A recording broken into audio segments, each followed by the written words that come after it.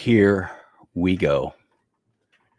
You are listening to the Andrew Gosser Show on 103.9 WYAB.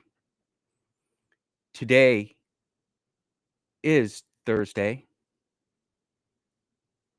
the 11th of September, 2025. It is the 24-year anniversary of 9/11. And the truth is I was actually looking forward to this show. As I talked about leading up to today, I was actually going to break out my journal and talk about basically the first 48 hours of myself being a second lieutenant in the United States Air Force, literally sent over to have a casual lieutenant job before I started training, being brought into a skiff and start doing stuff to defend the homeland. But sometimes all the training and preparation and show prep you put into a show can get changed in an instant, in a moment. And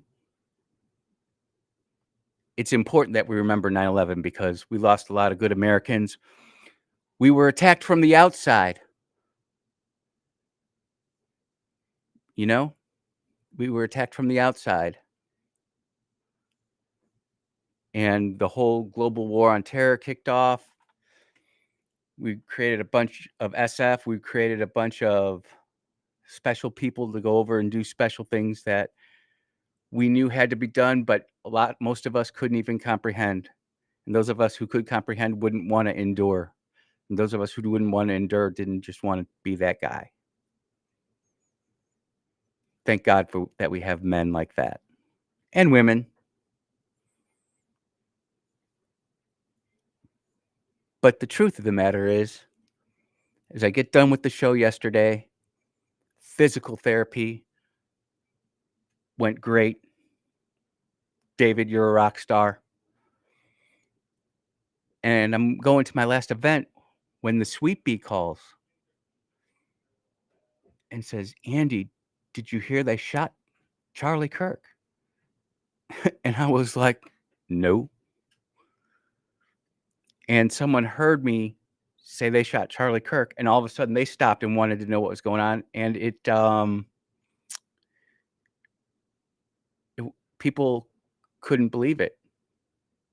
And granted, I was the only white dude in the crowd. So when I said, everybody seemed to know who Charlie Kirk was, and everybody got on their phones and starts going. And at that time, we didn't know we had lost Charlie yet.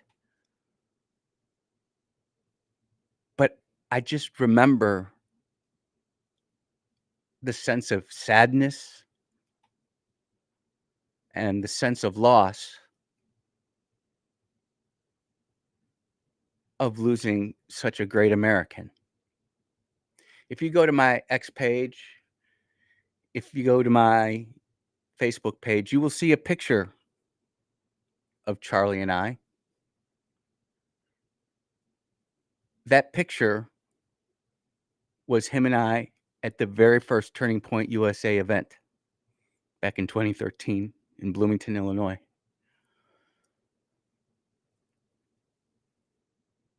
Bill Montgomery was there too. I mean, it was a small crew back then. And as our paths diverged, I went more to the local stuff. He went to the bigger national stuff, and he was definitely doing God's calling. That he was a young kid then, but that man knew his mission that he had been given, and he was executing that mission with complete control, 100% faithfulness, undeterrable, an amazing smile, a contagious laugh. And it was special. And we can talk about we could talk about all the great things he did, but what I think his greatest tribute to America and to society was his ability to exhort people. He was an exhorter. He was an encourager. He was a warrior. Not in the sense like he was putting on all his kit, getting his latest and greatest combat arms.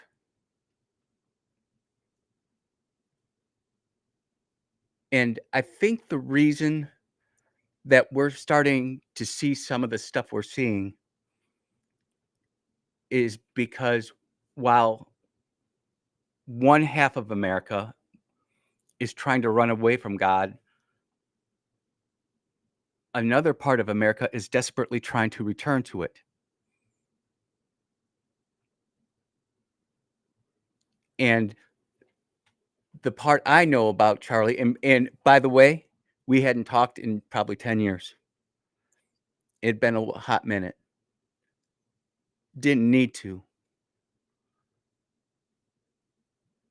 But he always had Christ first. Always did. And he knew how to go ahead and put that in places much better than I ever do.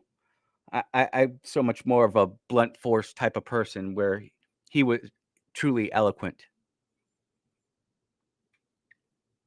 He was truly smooth.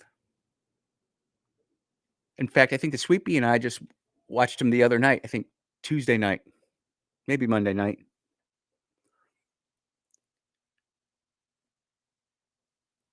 So the point about it now is, where do we go from here?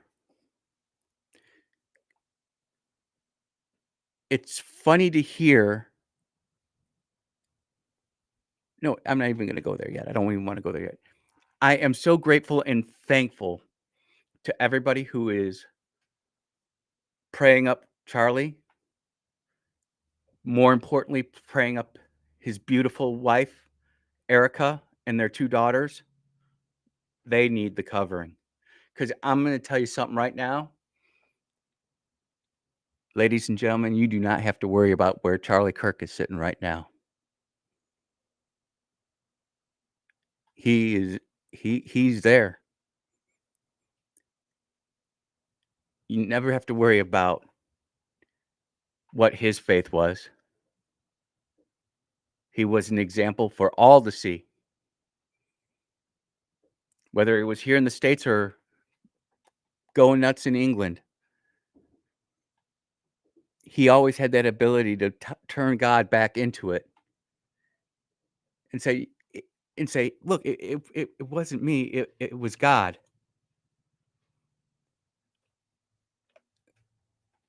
I got this one piece, and I've got like so much to say on this, but I really want to try to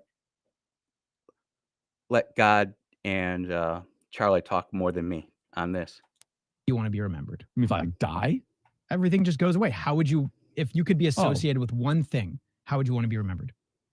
I want to be remembered for courage for my faith. That would be the most important thing. Most important thing is courage of his faith. And people don't go say, oh, he's just talking about faith. He's not talking about Jesus. I can go down that road if you want. But this was just a couple days ago. Life is moving quick. And you never know when it might be gone. It might be you. It might be your mother, your father.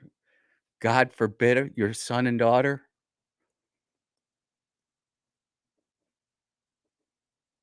But he wanted to be known for his faith. And if you're putting God first in your life, he'll give you the opportunities for you to espouse that. He was an exhorter. He would He was literally a modern day Daniel. Fearlessly going around campuses. Talking, not bringing violence. Educated and well-read.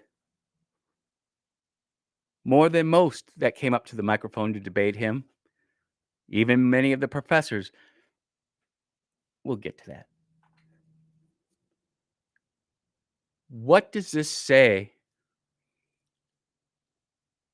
about the education system in America today? As of right now, I know of at least 2 college professors who are fired. There's one in Oxford right now that is being investigated for some craziness at Ole Miss, of all places.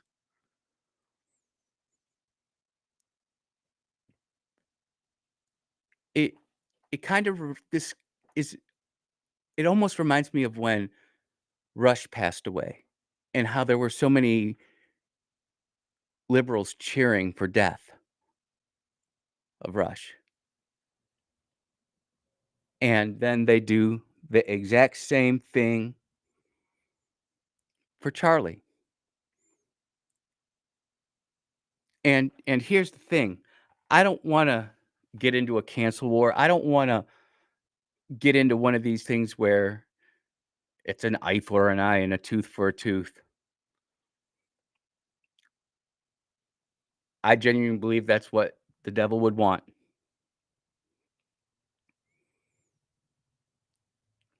I genuinely think that the people who are behind this want anxiety. They want civil unrest.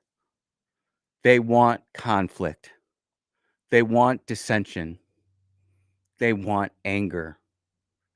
They want fear. And they want hatred. And you think about it, those of us on the right, we clearly see it. Those of us who are center right, we see it, but we're not maybe as vocal. But then there's that center and that left of center middle that doesn't have their mind made up yet. And they're looking at what's going on. And they're saying, man, I don't want to be a part of this. Go ahead, you're on the air. Or not. Crazy. Just craziness. And all of those people who are undecided are closely watching what the right does and what the left does. And they're going to make their mind going forward.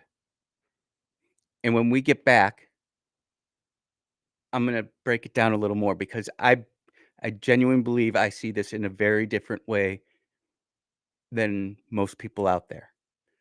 You're listening to the Andrew Gosser Show on 103.9 WYAB. We will be right back.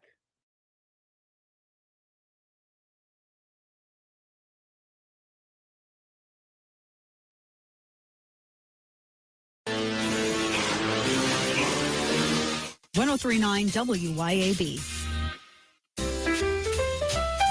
Whether new construction or remodeling, Stephen Arrington and his team at Elite Custom Construction can design and build your dream kitchen and cabinets, inside and outside. Using high-quality products, Elite Custom Construction specializes in cabinetry and intricate millwork. Established in 2011, licensed and insured, Elite Custom Construction is your solution to your next project. Call Stephen at 601-927-0552 or visit them online at elitecustomconstruction.net.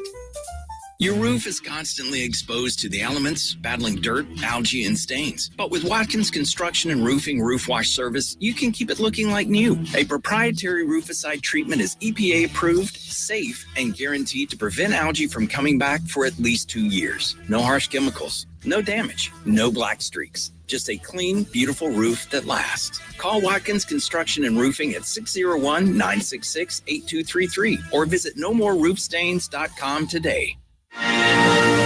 You can show your pride and patriotism in honor of the 250th birthday of this great nation by proudly flying a flag. And a complete flag source on I-55 in Jackson is the place to find it. All sizes for all purposes. And they have the official 250-year celebration flag. Have a look at CompleteFlags.com. That's CompleteFlags.com. Antique Mall of the South has 14,000 square feet of pristine, clean floor space. Home to beautiful, timeless antique treasures. Antique Mall of the South is open Monday to Saturday, 10 to 5. Check them out online at antiquemallofthesouth.com or go to the Antique Mall of the South Facebook page. You can also read the dozens of 5-star reviews online. Come see for yourself at Antique Mall of the South in Ridgeland. Now open Monday to Saturday, 10 to 5. That's Antique Mall of the South, Highway 51 in Ridgeland. I've always believed that being your jeweler means being there for you with the highest quality jewelry repair and custom design services in the state. I'm John Ravenstein. I'm Corey Ravenstein. That's why here at Juniker Jewelry Company, you'll find the largest team of fine jewelry professionals and artisans in Mississippi. Only here at Juniker's will you find 4 master goldsmiths. We do everything in-house. Your jewelry never leaves our shop. We even have jewelry designers on staff to help you create that one-of-a-kind piece you've always dreamed of. Juniker's master craftsmen set the stones, work the metals, and polish everything to perfection. There is almost nothing we can't create or fix like new again. For Mississippi's finest jewelry repair and true old-world craftsmanship,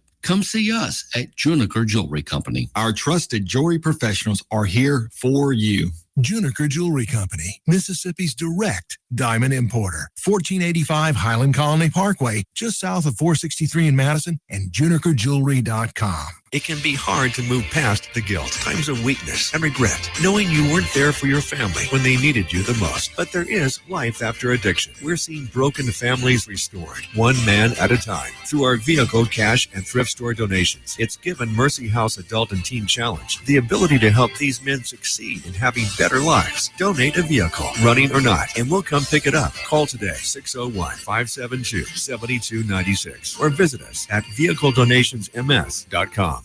Did you know that the average 6-room house collects 40 pounds of dust each year? Local business Pure Air Consultants duct cleaning service can rid your home of the dust, dirt, and debris that may be caught in your air ducts. They can eliminate the mold, fungi, and microbes that might be growing inside your ductwork and polluting the air you breathe in your home. Mention WYAB and receive a free UV light with system replacement. Visit online at mypureairconsultants.com. mypureairconsultants.com.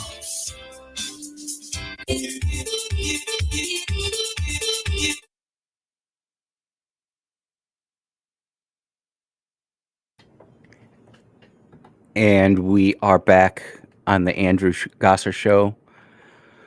My senior political advisor let me know that I didn't give out the number to the show or the text line. And the number to the show is 601-879-0002 if you want to be part of the show. Maybe you've got a memory about Charlie you'd like to talk to or have another point. If you want to be part of the text team, that's awesome too. The number is 601-879-5060. And yeah, I do have a heavy heart today, and I know my voice is a little warbled. I think that's a word. Troy, is that a word? Warbled. I know warble is.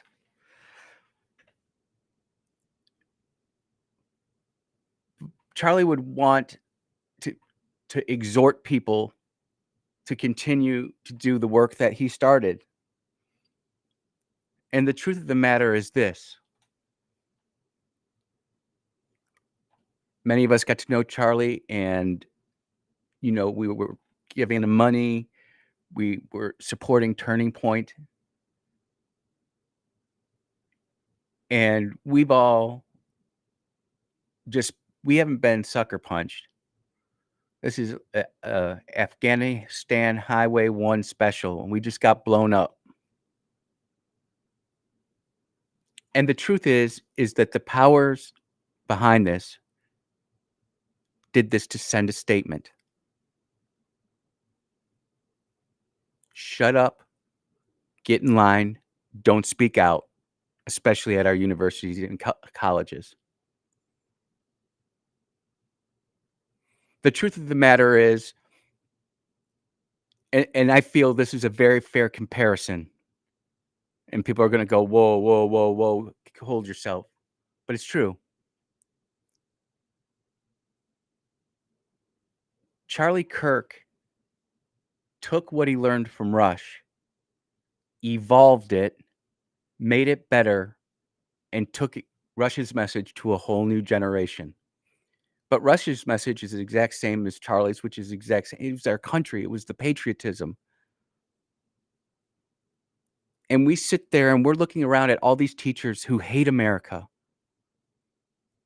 who are in our classrooms talking trash about the founding fathers, talking trash about God, talking trash about the Constitution. And then we wonder how something could be so violent and so torn up. We have to look at ourselves. Go ahead, you're on the air. Hey, Andy, this is Tristan. How are you doing? Brother Tristan, great to hear your voice, my friend. I'm hanging in there, man. Hey, well, I just had some things on my heart I wanted to share. Yeah. In the light of everything that's going on. This morning, I've counted at least 52 text messages that have come across my phone from young adults in the area. A lot of young men wanting just to express how they feel. It's a strange thing. A lot of young people have never experienced this. A lot of young people looked up and admired to this guy. We all loved him. We all knew him. Maybe not personally. You know, I've spent time as a missionary in China. I've seen persecution. I've seen things. And it's a real moment of seeing these things happen inside of our country. But how do we take that? How do we take our faith? How do we take these things and move forward? Is a question I think that young people are asking. Just to your point, you said a minute ago, how would he want us to live forward? Yep. My prayer is that we don't stay silent. For the last 40 or 50 years, the church has been silent on a lot of things. We have been a sleeping giant. I pray that we roar like a lion. Yeah. That we would be strong again. There's a young generation below us that are waiting to rise. And they want to be victorious. Yep.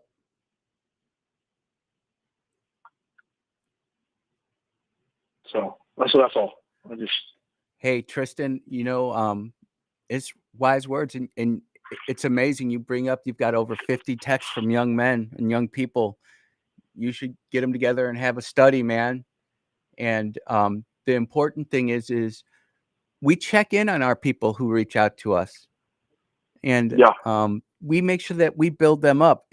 And I'm going to get to this at some point in the show. I'm not sure exactly when it is, but we cannot just simply not go on having these campus events. Yeah. And press forward.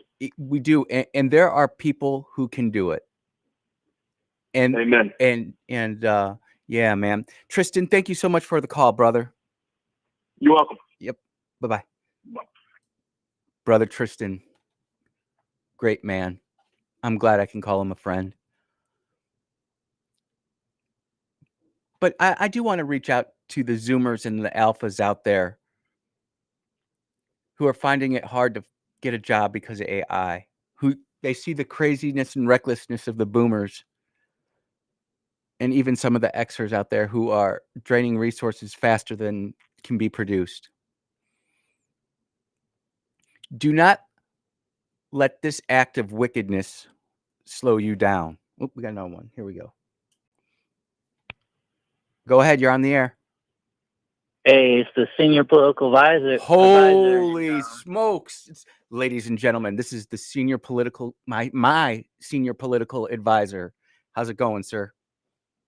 Going good, going good. I just wanted to share a little quick story and, about Charlie that I remember. And I remember I was in the other room of the house doing something, and you came running around looking for me. And said, hey, come watch this. And driving in front of the TV and Fox News. I'm like, oh, Fox News. Okay, what are we watching? And it was Charlie's very first appearance on Fox News. And something that struck me like right away was, you could tell he was amped up. It was his first time on the national television, and but he still got his points across very well, and he could articulate that. And what I found, what I liked most about Charlie was how he would always articulate his message, and especially for the younger generation, you could see it was like when he would articulate his points, it was the first time some of them had heard actual points being made that weren't just yes or something that they agreed with, and it's like, hey, this is how I got here. What are you? Why do you still stick to your points and your views? And do it peacefully and respectfully. Challenge their points. And just sad thing, but I also think this is going to inspire the younger generation to carry on his work that he set up through Turning Point. And it's just it's a sad day, but cannot let it diminish his work at all. And just thoughts and prayers with his family. And that's all I had to share today. And ladies and gentlemen, that is my son Andrew, and that's pretty cool because he's driving around somewhere up in the great north, doing great work. Thanks for the phone call, son. And I do remember that. That was actually a pretty cool memory you gave me. Thank you. All right, talk to you later. I'll talk to you later, son. I love you. Bye-bye. Yes, I just told my son I love him over the internet and over the radio. Again, you can hear that right there is Charlie's work continuing. We've got Turning Point employees and reps all over this nation, and today we grieve. And tomorrow we grieve. And Saturday we grieve a little more. And Sunday we weep at church and grieve some more. And Monday we go to work. If there's a chance for me to go talk at a university, I will. Will I have the same exact command and knowledge, Charlie? No. Will I be able to hold my own? Oh, yes. But what has to happen now is for a spiritual uprising, not in violence, not in anger or hatred. And look, I know I've got some dear friends of mine who agree with me, but they are much more of a confrontational type of way. And I just, if it comes down to that, then we lose. If it comes down to that, we lose. I mean, we simply cannot afford to take the low road like people who plan this want us to do. That's what they want us to do. They want us to get violent. They want us to get angry. There's no room for a political assassination in the United States of America.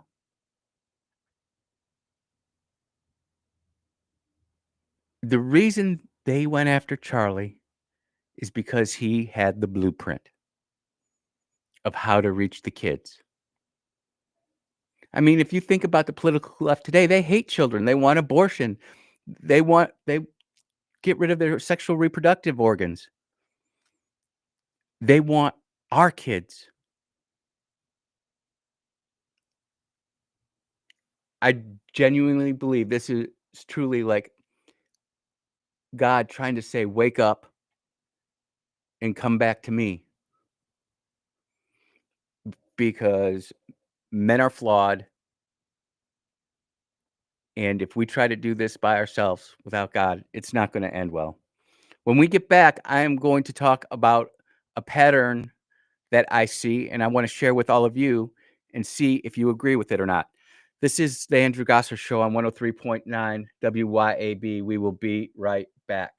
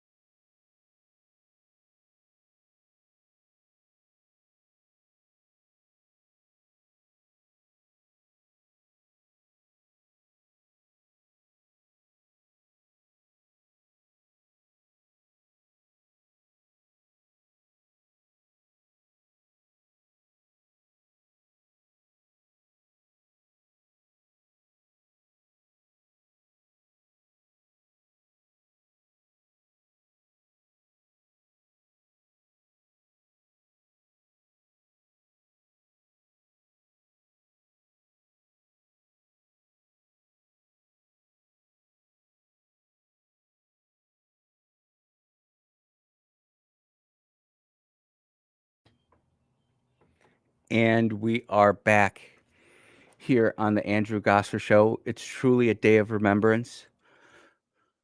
We're remembering the sucker punch that came in from Al Qaeda back in 2001. And we're remembering Charlie Kirk. And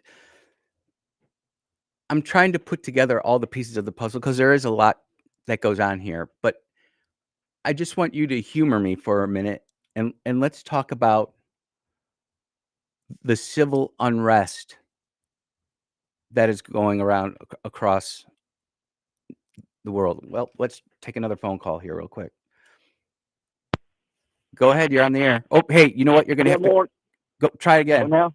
Hey, call me right back. You got a really cranky connection. Just call me right back. I promise I'll take it.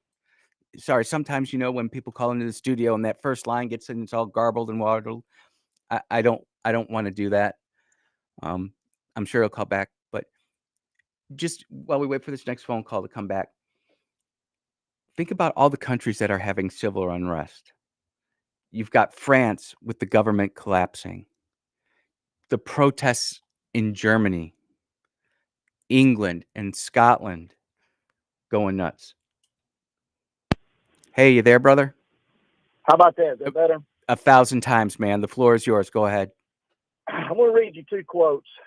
Both are relevant today. The first one's from Thomas Jefferson.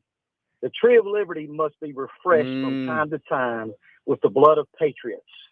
Yep. That's exactly what took place yesterday. And the other scripture I want to read for you is from Ephesians. For our struggle is not against flesh and blood, but against the evil spirits. My friend, there are Republicans and Democrats who do not like what Charlie stood for, and that was his Savior, the Lord Jesus Christ. They didn't like that. They didn't want to hear that. That's what we're battling against. And that knows no political party. Yep. That is universal, regardless of what party you belong to. And they had to shut that down because everybody, even George Bush, rest of them, we got to pray to God. We got to pray to God. He specifically called Jesus Christ, and they don't like that. Nope. They don't like that. No, they do not. I got news. I got news for you. I always like to use the old story of the three individuals that were caught in Watergate. They got together, made their story. We're going to stick to this, and we're under persecution and cross-examination. Every single one of them changed their story, and they all went to prison. Yep. I can remember 11 guys who kept their story the same, and they all died, and they never changed it. That was the disciples of Jesus Christ. Yep. Man, that was some great wisdom. And that's awesome because I was thinking about those same two things. And you know what? The fact that you brought them up truly made my day because it means that we're doing something special here on the program. And I really appreciate your attention to detail in the call today, my man. You got anything else? That'll do it. You must be a brother from another mother. My brother from another mother. Amen to that, man. Amen to that. I'll talk to you soon. Have a good one. Yep. Bye-bye. That's true. If you think about it, the tree of liberty that was planted in the United States was watered with the blood of Charlie Kirk.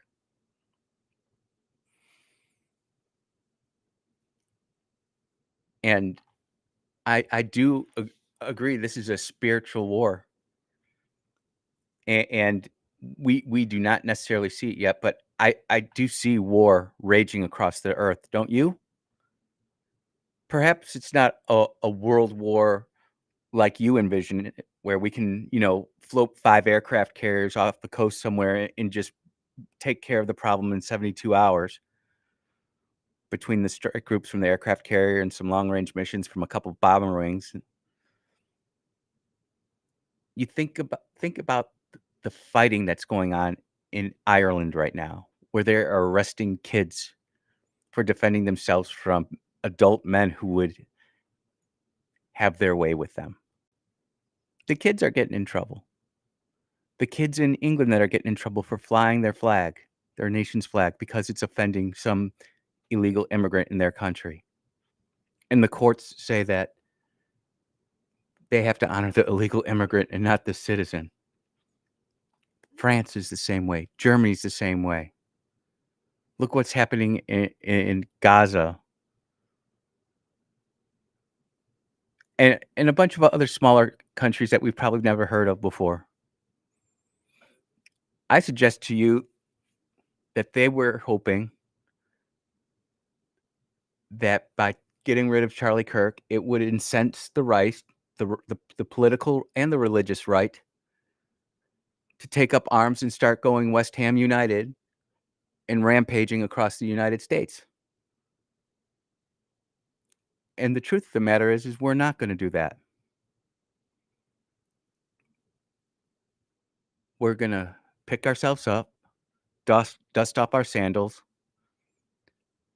and we're going to win spiritually, and we're going to win politically. I'll tell you what, if you've been sitting on the fence waiting to get involved in local politics and you can't see what's going on right before you in the past 24 hours and you don't move to start doing something, I don't know what's going to move you. And I'm not saying, oh, I'm not asking for money or anything like that. I'm just saying you have to move in your world how you see fit. Last thing, there will be people out there who try to monetize this and take advantage of the situation. I don't subscribe to any of that. I will never be a part of that. I will have good radio, but we need to truly become the party. We need people who think like Charlie, who act like Charlie, who have knowledge of the word like Charlie, to be our dog catchers, our sheriffs, our aldermen, our school teachers, our principals, our school board members, our county supervisors, our precinct delegates. Not because we want to sit there and say how great we are, but we want to continue this wonderful experiment in a representative republic that's based on Judeo-Christian values. Now is the right time to say this. I find it ironic how a week and a half ago, when that trans murderer shot up the Catholic school and they said thoughts and prayers isn't enough, how come all of a sudden now so many of those same people who said thoughts and prayers aren't enough are all of a sudden now sending their thoughts and prayers?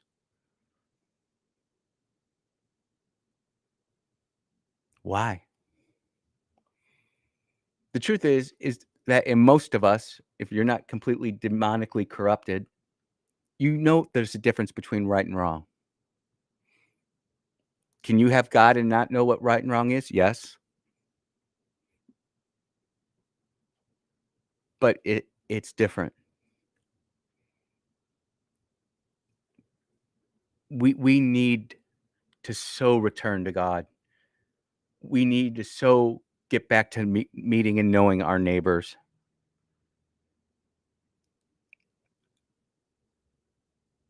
You think this was asked of me last night before I went to bed. They're like, do you think this is the biggest assassination in American history? And I'm like, well, it depends how you quantify it. Arguably, either Lincoln or Kennedy would be bigger.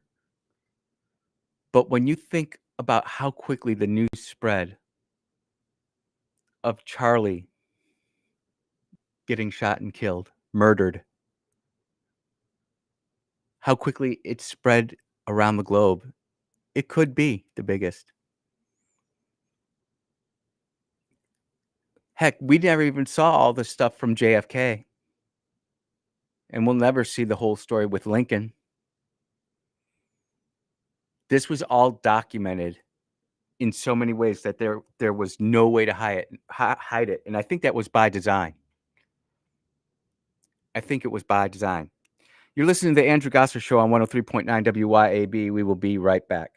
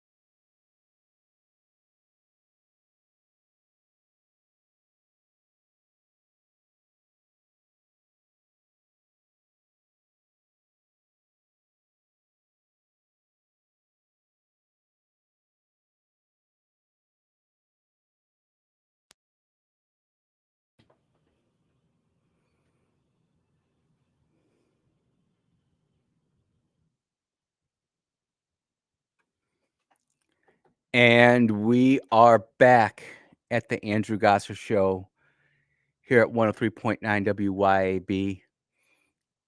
You know, I take so much joy and I have immense happiness coming into the radio studio here in Flora, Mississippi to do the show. And I never take it for granted. But today's one of those days where I wish I didn't have to go do one of these shows. I have to be truthful. If you're watching on the web stream, I'm holding up yesterday's show notes. You can see it. I come into these shows. I do so much show prep. I go through so many stories. I want to make sure that not only are we having fun talking about the issues, whether they be national or local, but that we have, a good time doing it, and it's just not quote unquote off the cuff. I don't want that. I never want to be like that. The day that I start hot winging it and not really doing what needs to be done, it's going to be time for me to tell Matt to shut it down and not do it. But I do want to show you today's notes. It's right there. It's a blank piece of paper. And I did have some things I wrote down at home last night that I wanted to make sure I talked about. But I think when it comes to Charlie and it comes to our country, we need some extemporis type of radio where it's just literally making sure that you have your points down, but it's coming from the heart. And I've debated before, and it's not been a big deal. I've always felt I've held my own. But we truly need to start looking at our kids and seeing, hey, what are you studying? And do I need to get more involved? I genuinely feel like we as parents have turned over raising our kids to the government and the deep state. It starts with Head Start. They give it all these great names and all this great stuff. And you feel good about letting your kid go to the daycare there. And the next thing you know, they're turning out in ways that you never would have thought. You never would have thought. And I don't know where this goes yet. There's stuff that is breaking, and I do want to talk about it in the next hour. I'm not in a big rush to just plow through content like I normally do. I just want to give Charlie Kirk the due respect that he deserves and take time going through this story. And I want to know what you think too. You're listening to the Andrew Gosser Show on 103.9 WYAB. We'll be back in about 7 minutes. Take care, everybody. Be blessed.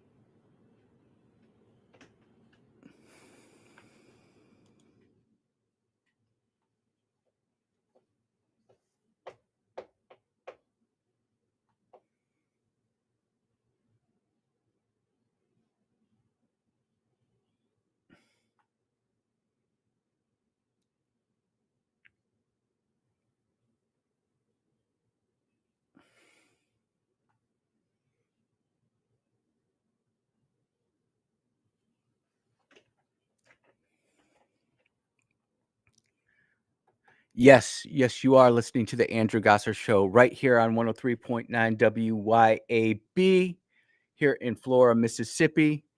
It is September 11th, 2025. It is a Thursday. And the number, if you would like to be part of the show, is 601 879 0002. The text line is open at 601 879 5060. The mission is standard. We're here to equip the saints, and today we're all helping out each other. Real quick, we're streaming on Rumble. We're streaming on X. We're streaming on YouTube, and we're streaming at WYAB.com. So if you can't pick us up on the radio, you're moving around, feel free to link up with us that way. We really appreciate all of our wonderful support from the listeners. You all are fantastic.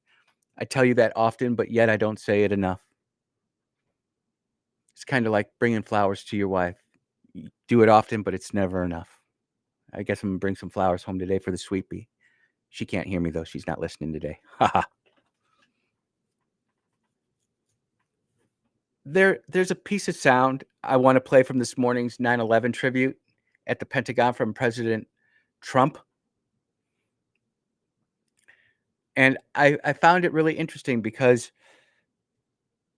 you know, I do want to talk about the incredible stuff that happened at Tyndall Air Force Base on 9/11, how we took 3 squadrons of F-15s, 2 squadrons of F-15 Eagles that were configured for training F-15 students, brand new second and first lieutenants. We had 4 of them combat coded, fully launched with live ammunition, with wartime pilots ready to go, flying and screaming towards a few destinations that will remain nameless. It was incredible. And I got to witness that. The terror attack, which did change the way America saw a lot of things, they wanted us to be afraid. But our men and women in uniform acted valiantly. And Tyndall Air Force Base in the 325th Fighter Wing, we got busy with the 95th Fighter Squadron and the 1st Fighter Squadron. That was a great thing to be a part of and witness, even though my role in it was minute to minuscule to nil. So I know that we were all planning to do some great stuff about 9/11. And by the way, Chris Hinkle will still be having his show tonight. If you want to listen to it, you can. You just can follow him on X at BF Conservative, Blunt Force Conservative, BF Conservative. And he'll take your questions. He has a very unique perspective of the Pentagon, or of 9/11 from the Pentagon perspective. I mean, he was raging right in there. So was friend of the show, Colonel Rob Maness. He was in there too. I have so many friends who just did so many incredible, amazing things on 9/11. And the thing about it is when we look back on it, we don't think we were special. We didn't think we were doing anything heroic. We were just doing what needed to be done because it was the right thing to do.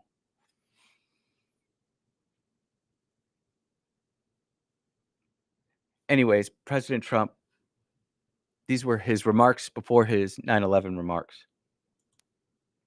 Before we begin, let me express the horror and grief so many Americans at the heinous assassination of Charlie Kirk have felt.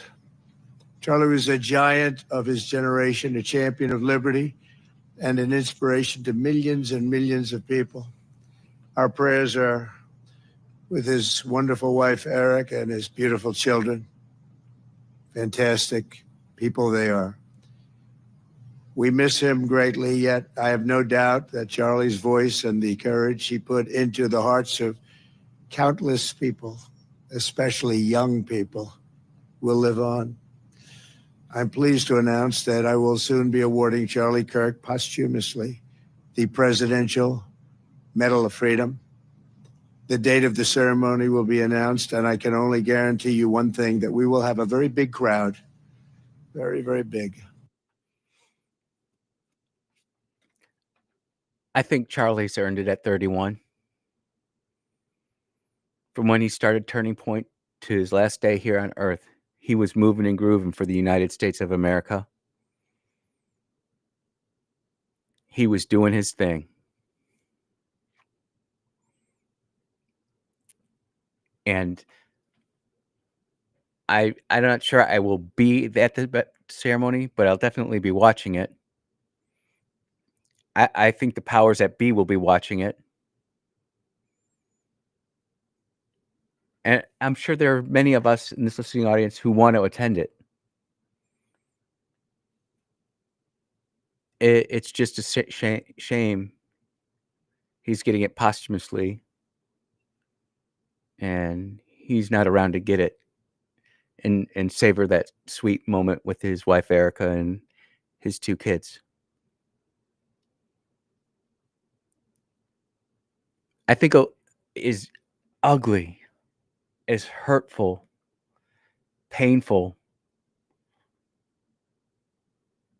The amount of suffering by people who really knew Charlie closely. I do think that we are going to come out of this stronger. I do believe that we will be more prepared to debate publicly. I do want to talk about Steven Crowder because I don't know how he got this, but he posted this over 3 hours ago, and now it is being validated. Steven Crowder is an independent media personality. As you know, we do not trust what we'll call the legacy media. They are not mainstream. They are legacy. They are dying. They are dinosaurs. Anybody who would listen to MSNBC or MS Now or BS Always, they've already had to fire quote unquote journalists for just evil stuff. Evil stuff. But Steven Crowder on X posted a screenshot of an email which was independently verified as factual. And again, now this is going to other places, and I could go to those other places, but they all cite Steven Crowder, and I want to give Steven Crowder props. And the email says this. On September 10th, 2025, at approximately 12:24 p.m., conservative political influencer Charlie Kirk was shot and killed at the Utah Valley University in Orem, Utah. Mr. Kirk was speaking with the university as part of an American Comeback Tour. Multiple SLCI or SLC 1 and 3 agents responded immediately. I know I should know what SLC is. I don't. But if anybody's listening who does know what SLC means, text it to me. Responded immediately. The suspect fired one shot from an elevated position on a rooftop in an adjacent building on the campus, and surveillance video shows the suspect jumping off and fleeing the area on foot. ATF and other law enforcement located an older model imported Mauser .30-06 caliber bolt action rifle wrapped in a towel in a wooded area near the campus. The location of the firearm appears to match the suspect's foot route of travel. The spent cartridge was still chambered in addition to 3 unspent rounds at the top fed magazine. All cartridges have engraved wording on them expressing transgender and anti-fascist ideology. An emergency trace has been admitted to the ATF SLC and is working leads generated by the trace. The firearm and ammunition have been taken by the FBI for DNA analysis and fingerprint impressions. Upon completion of forensics, the firearm will be disassembled for additional important information. And it should be noted in this email, or in this translation, it does have the word important misspelled. Multiple people of interest having contacted or detained because of eyewitness testimony and review of the video footage. The primary suspect is yet to be identified.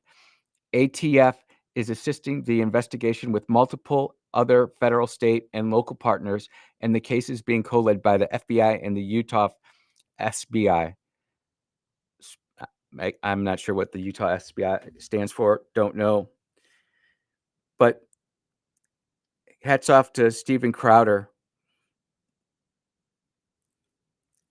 for getting this out there. And he's actually got a picture of it. He's got his watermark on there, and I think that's great. And they have now found pictures of this dude. And it's all over X. And I'm going to retweet that. So if you follow me at Andrew Gasser, AndrewGasser on X, you can see the picture of this guy himself. I truly hope they find him. And it's just a shame. We lost a 31-year-old man, and this man's, and it's clearly a guy who is the shooter. I'm not going to speculate, but it's definitely a dude. There's no way it can't be.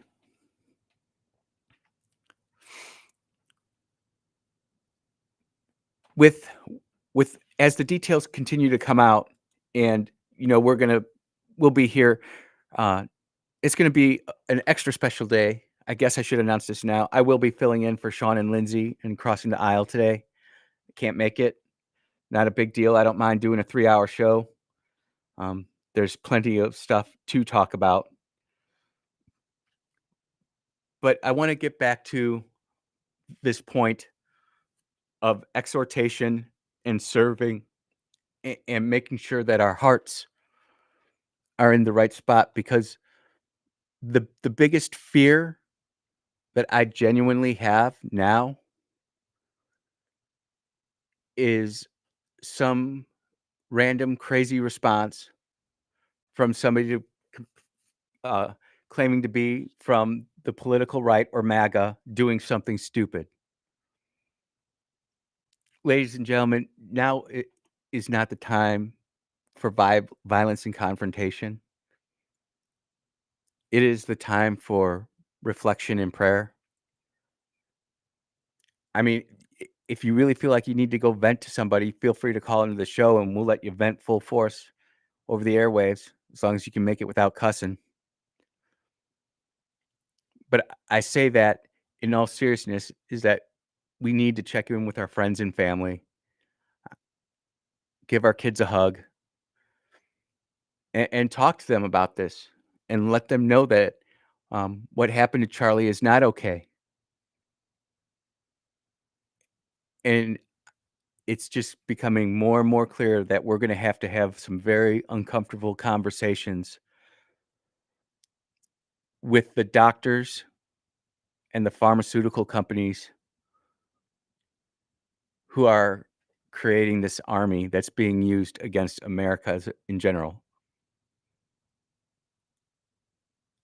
We have to do it. We have to call it for what it is.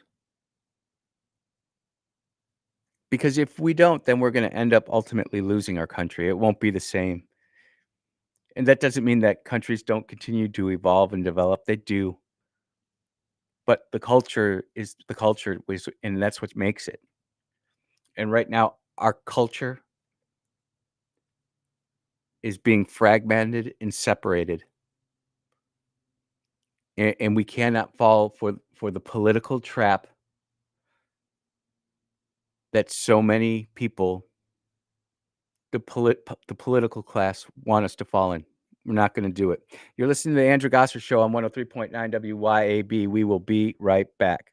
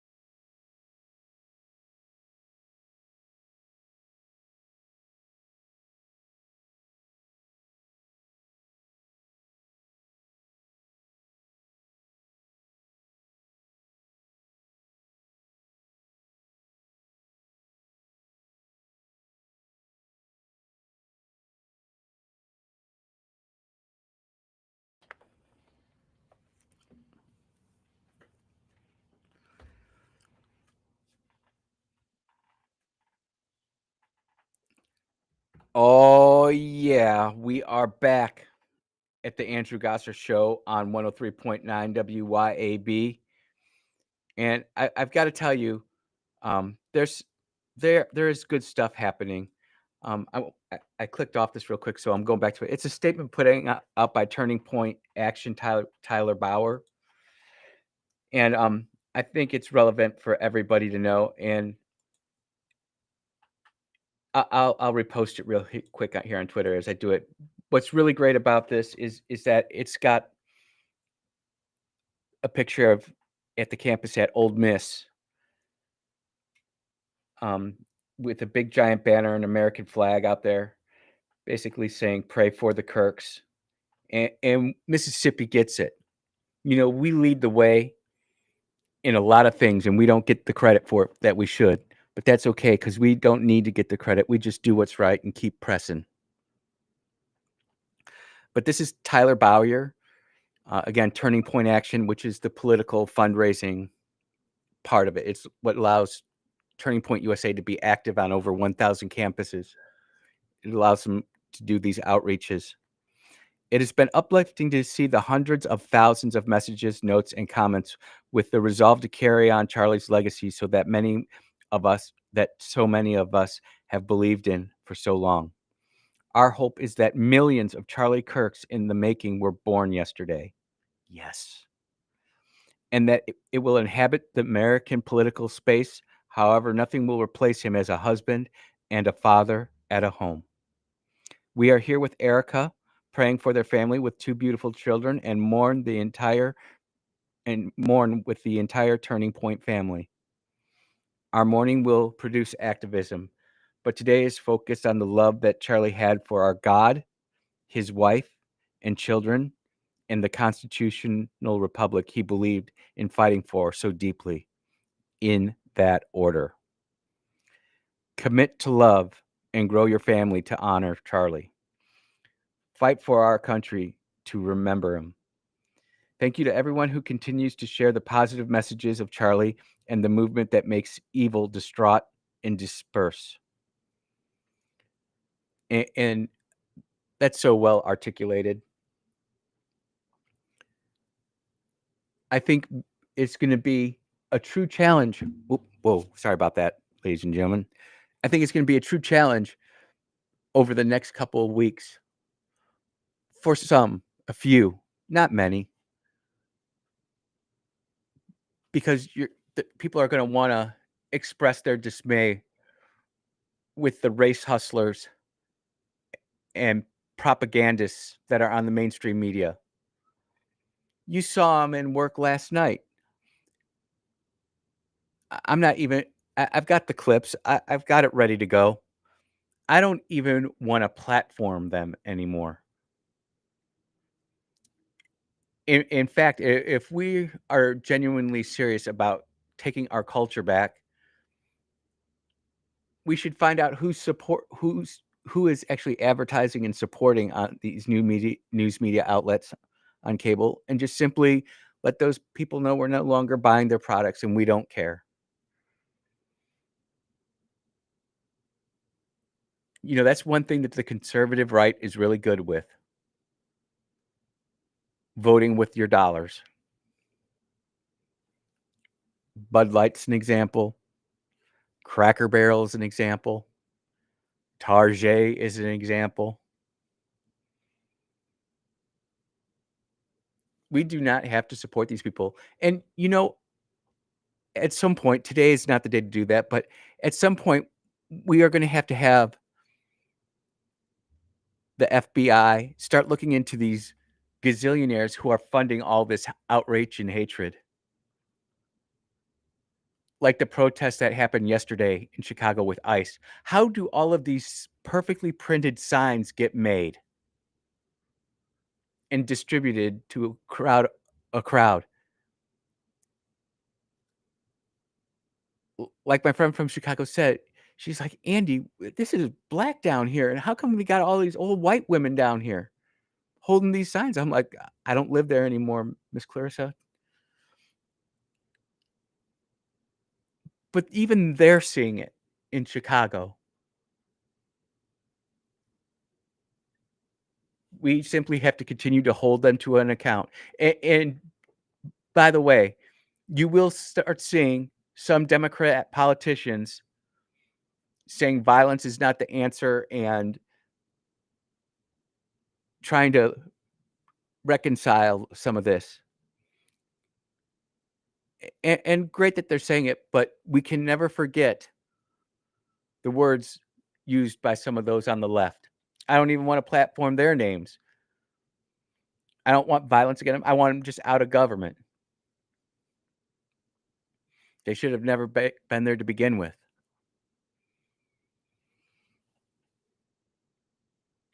But I want to get back to something Tyler said. He says, our hope is that millions of Charlie Kirks in the making were born yesterday. I hope millions were born yesterday, but I hope they're a lot older than newborn. Some of us have been in this fight a long time. A long time. I'm reminded of 1 Corinthians chapter 3, talking about when you were young, you needed milk, but when you grew up, you could eat meat. It's time for some of us to grow up.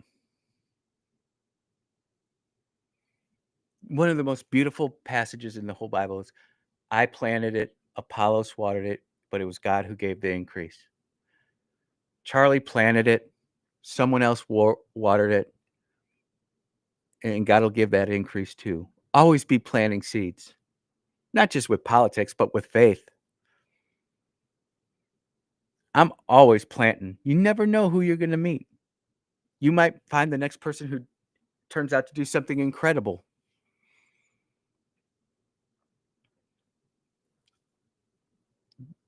It has to be that way. And, you know, some of the texters, I feel the anger. I can actually read the anger in some of these texts. And all I can say is I feel you, but don't act on it.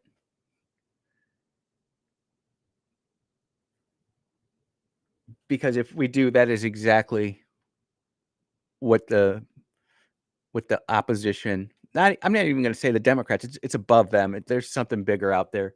That's exactly what they want to happen. And when we figure it out, we'll expose it. And with that, I think we're going to take our next commercial break. And when we get back, we're going to pivot to some other stuff that's going on in the world. And we'll continue to take your phone calls. The number is 601-879-0002. The text line is open at 601-879-5060. You are listening to the Andrew Gosser Show on 103.9 WYAB. We will be right back.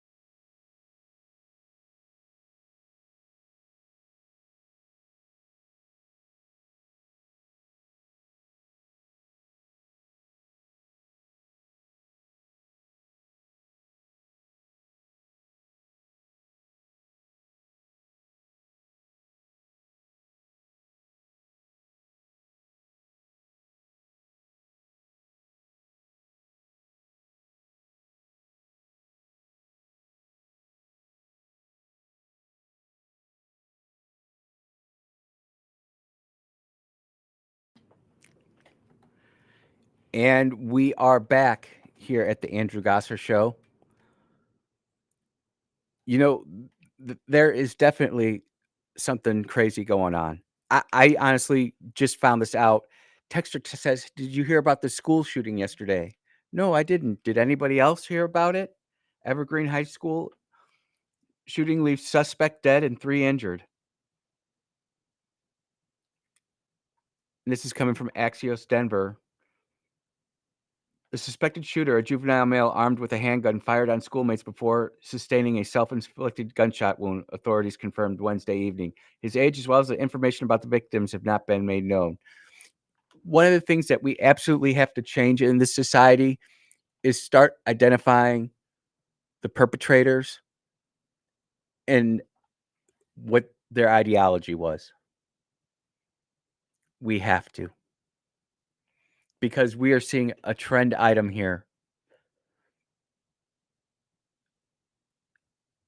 And we cannot not see it. We cannot not talk about it. There is a very small group of people out here who seem to be taking up arms, and with their sole mission in life is to cause terror and anger and hurt and suffering. It doesn't say whether anybody that he shot was killed. It just says that the shooter himself ended up taking a dirt nap. And I'm not for that. I'm not for wanting, to wish death on anybody. But if there is a situation where time after time after time we are finding people who are identifying as furries, as they're identifying something that they're not, that they're on all sorts of crazy drugs, we have to say that that needs to stop. And we can't just sit there and say it's your right to go do something like that, because it's not. It's not your right to go out there and shoot up a school. It's not your right to go up on a university and shoot people because you politically disagree with them.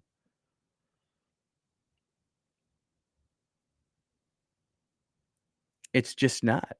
And unfortunately, for whatever reason, America, we're so worried about offending people that we're not standing up for our own beliefs. We just sit there and take it, and you can't be that way.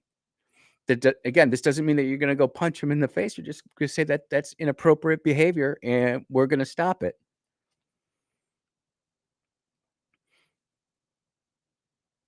I am truly they've got pictures of Charlie's assassin, and it'll be interesting to see what they release on that. I do hope that Dan Bongino, Kash Patel, Pam Bondi, and President Trump just say, look, this is what we got on him. This is how we found out.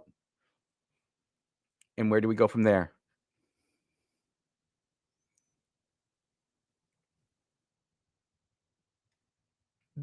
This story came up, and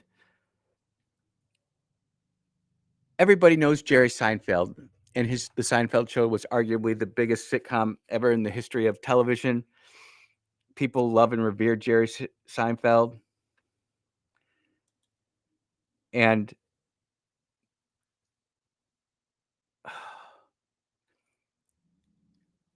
Jerry Seinfeld has made a very controversial comparison between Free Palestine movement, and he compared it to the KKK at Duke University. And it's got everybody fired up. And his whole issue is Free Palestine to me is just to me, just you're free to say that you don't like the Jews. Just don't say you like the Jews, Seinfeld says, who is Jewish. By saying Free Palestine, you're not admitting to what you really think it is actually doing compared to the Ku Klux Klan. I'm actually thinking the Klan is actually a little bit better here because they can come right out and say, we don't like blacks, we don't like Jews. Okay, that's honest.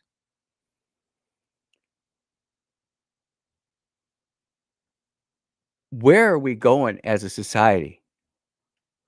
The event was sponsored primarily by Chabad at Duke, as well as the Provost Initiative on the Middle East University Centers and Jewish student groups. In a statement to the Chronicle, Duke administrators said they do not preview the remarks of the speakers who are invited to a campus, and that the invitation of speakers to the campus does not imply any endorsement of their remarks.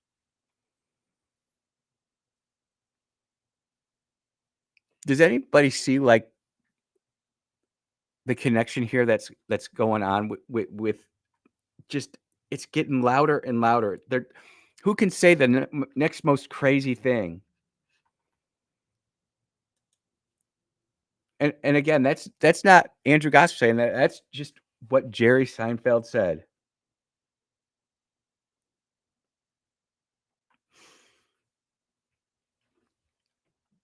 I want to make sure that I quoted him correctly, and I did, and that's all right.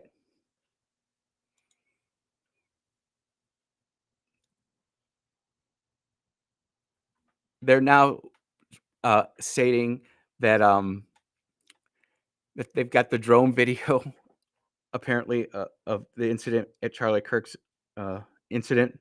I don't necessarily need to see that. One question I do have for the audience, and I would like participation in this. Did you actually watch the full video of Charlie passing away? I have to tell you, I did not. I don't need to see that. Don't ever want to see it. Please don't push it to me. You know, the one thing I like about videos is that when you get the thumbnail, you have to press play. When you're going through Reels, it just starts. And it's just another way for you to see something that you perhaps didn't want to see. I won't go on any of those sites for the next few days because I just don't need to see that, me personally.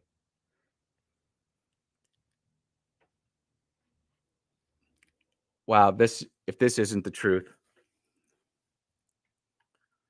Huh. Robert Kennedy Jr. Once again, a bullet has silenced one of the most eloquent truth tellers of an era. My dear friend Charlie Kirk was our country's relentless and courageous crusader for free speech. We pray for Erica and the children. Charlie is already in paradise with the angels. We ask prayers for our country. Robert Kennedy Jr. has seen enough. His dad, his uncle, Martin Luther King Jr. It's almost like we forgot.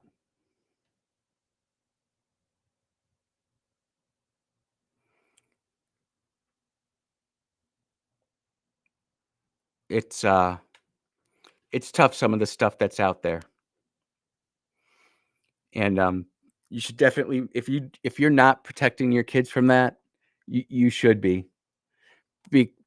Because I'm getting texts from mothers saying that things that normally wouldn't come up in their kids' Instagram feed are coming up, and it's truly shameless and disgusting. Well, it was about this time 24 years ago where I was officially brought into the SCIF, and I don't have my journal in front of me, but I do remember the time. Right now, it's 11:47. This was at the point where Lieutenant Colonel Dabrowski, the U.S. Air Force officer's chief EOD officer, said, "Come with me." And he literally lifted me out of the chair by the back of my BDUs. He's a big dude, strong guy. And there were a few of us casual lieutenants there, but because we were prior enlisted, we already had our security clearances and up the chain. And so they could use us in ways that they couldn't use other second lieutenants. Luckily for us, we didn't have to make the coffee and do the donut runs. Instead, we took the coffee and the donuts and then brought them into the SCIF and then made sure that was working, along with being PowerPoint Rangers with gold mouse cluster on my PowerPoint Ranger ribbon. And it was at this time where we all knew it was an attack,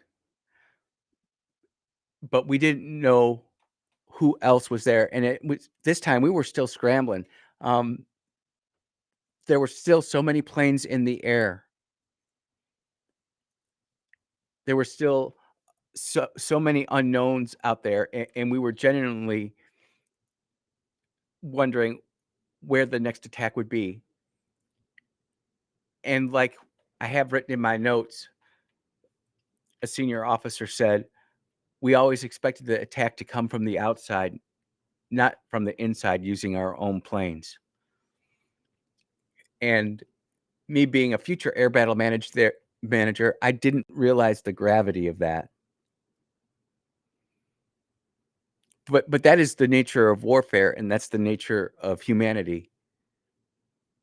Because you really can't do the same thing twice. You're never going to fight the same war again. World War I, trench warfare, World War II, aircraft carriers, massive armies, and the nuclear bomb. Korea was different. Vietnam was different. Gulf War I was different from Gulf War II, and the global war on terror is different.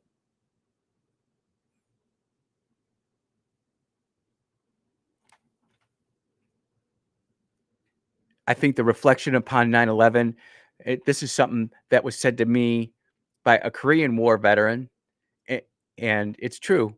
Recently, the last Pearl Harbor sailor survivor passed away at 105, and those stories are now gone.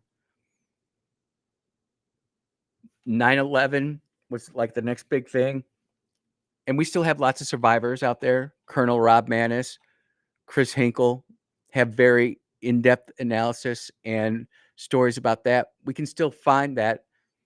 There's a lot more media on that if you look for it. But even if you think about this, there was so much more media out there right after 9/11 because there wasn't the government censorship. What did 9/11 ultimately bring us? The National Defense Act, where they could go into your phones and they could start looking and snooping for stuff.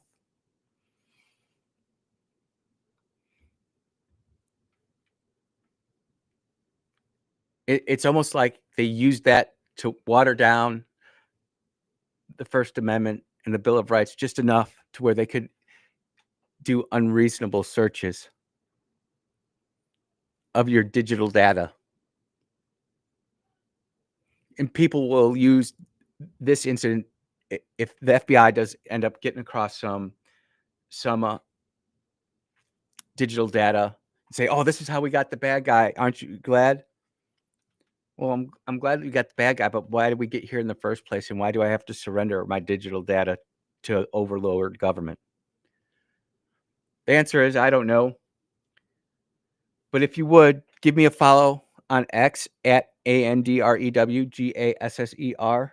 Please follow me on Rumble. Please follow me on YouTube. We're going to take our last break of the hour, and then I'm going to pull up some show notes, and we will have a rare third hour of Andrew Gosser guest hosting for Sean and Lindsay. You are listening to the WYAB. We'll be right back.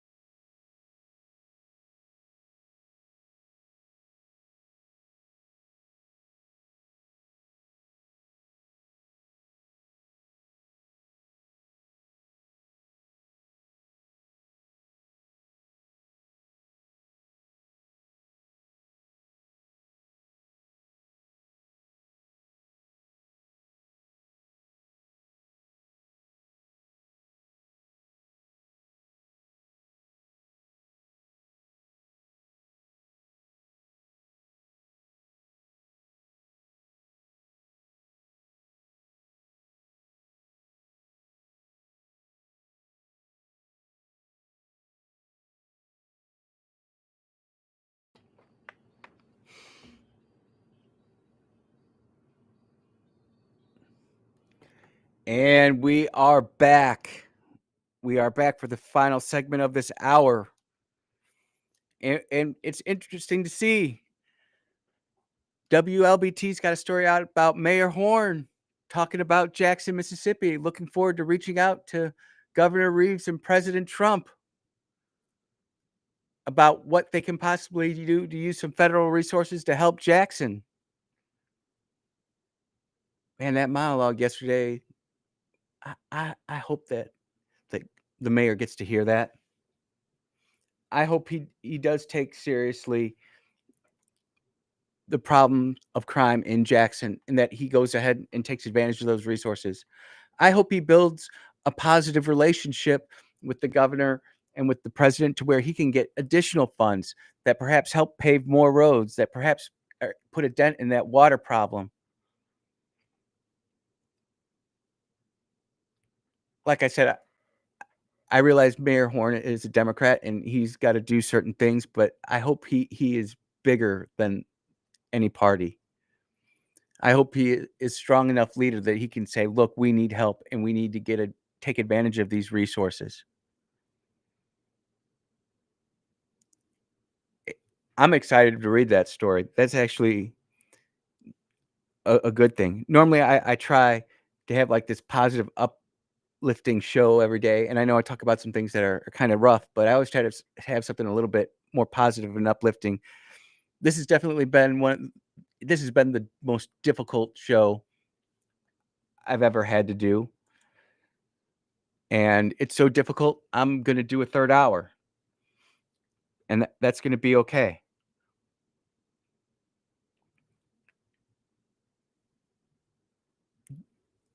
It's the texts that are coming into my phone are just ridiculous and beyond the pale. I do want to read this one though, because these are the kind of texts that really help me out. And I'm just going to read. This is from a known texter who I'm not allowed to use their name, and that's okay.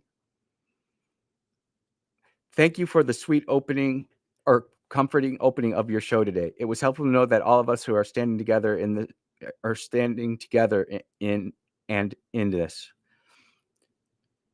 Kind of tough to read there. Just wondering if you are interested in touching on the ideas that people have about 9/11 was an inside job, etc. You may not be able to cover that topic on your radio show on this platform. Just thought I would ask. No, I do want to talk about 9/11 and some of the evidence. It's not even a theory, it's evidence of how certain things happened. I would also say that my good friend Chris Hinkle is going to have a show on that tonight. Look, I got to take this hard break coming up, but when we come from the top of the break, we'll talk about that in the beginning of the next hour. You are listening to the Andrew Gosser Show on 103.9 WYAB. We'll be right back.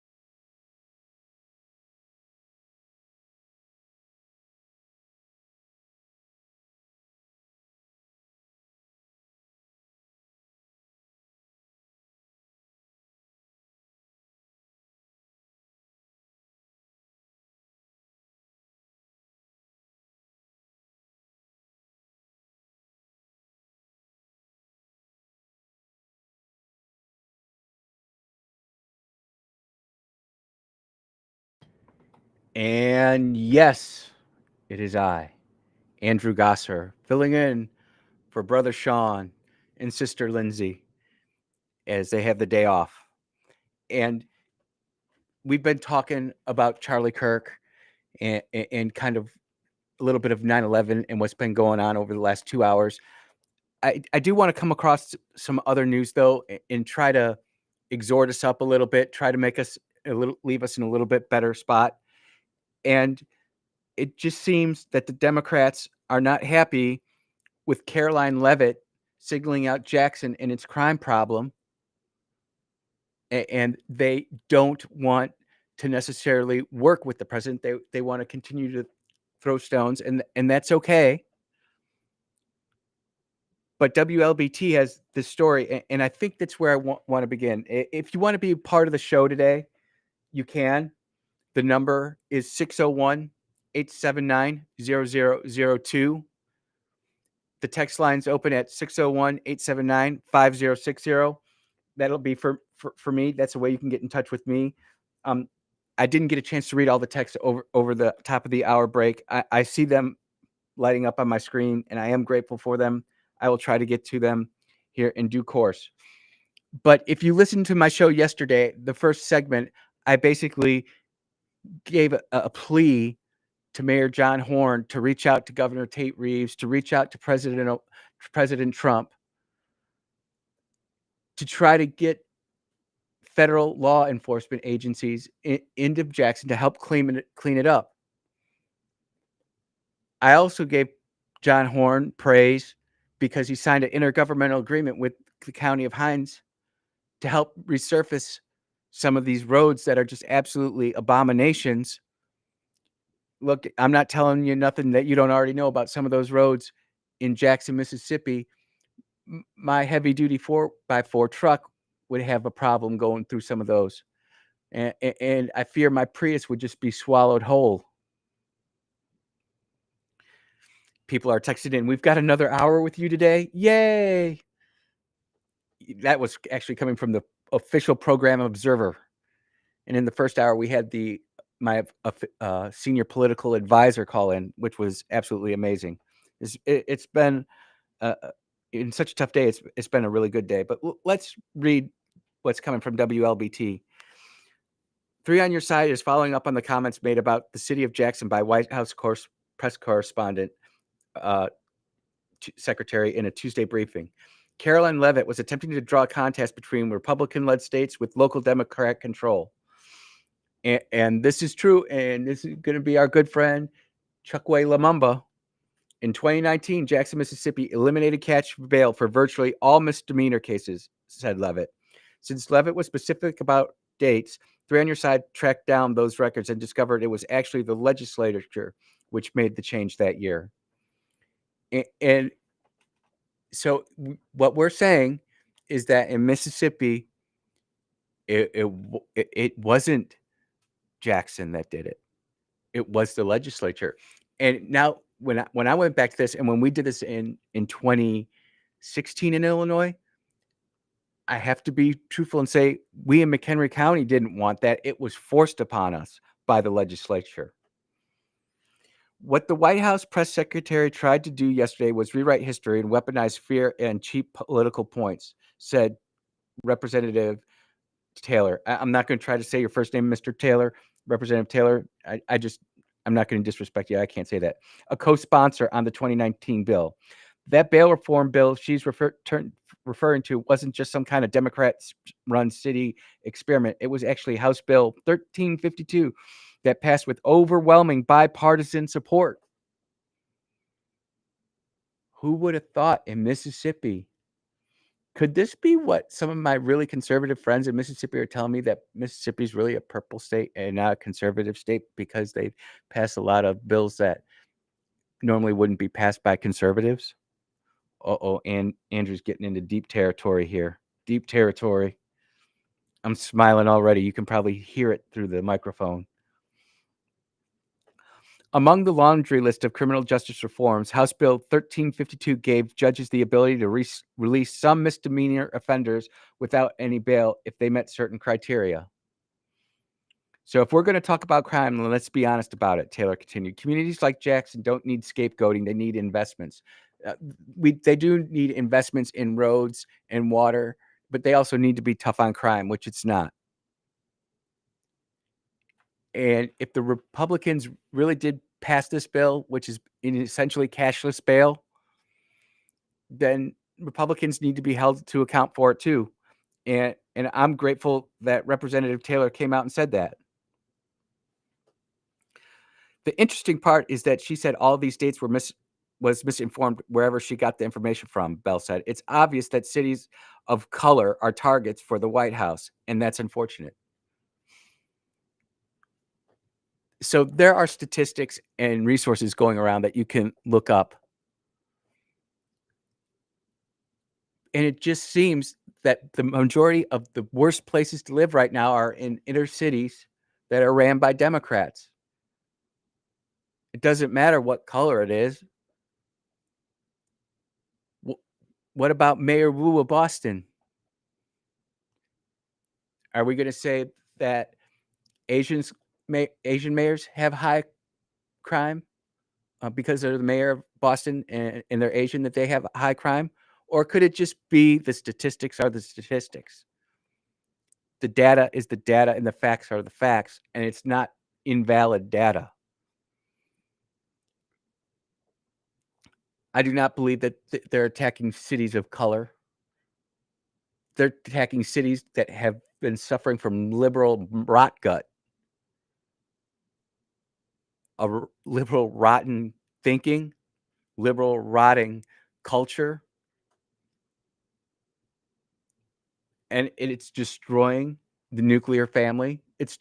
And let's just be truthful. The nuclear family is completely destroyed in America right now. You can't be living together. It's back in the 60s and 70s. You two are living together. It was like, we got to keep this on the down low. Now it's no big deal. Now it's the swipe right culture, hookup culture, do whatever the hell you want to do culture.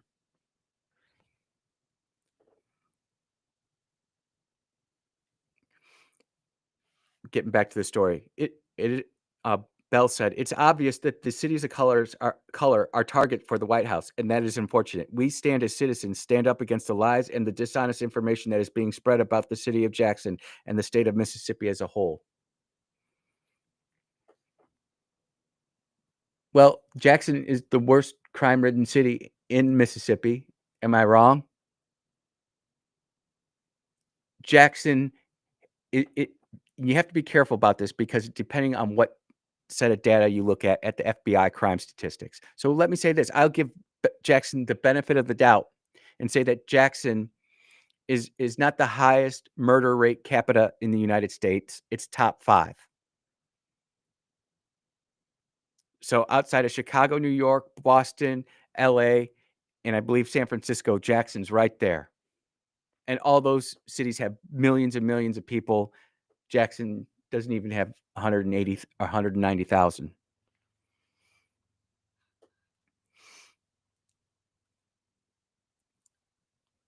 The press secretary said this city has acted as a de facto sanctuary city for criminals and illegal aliens since 2017. That's true. One Voice Jackson has operations out of there all the time, helping illegal aliens get documents needed to stay here.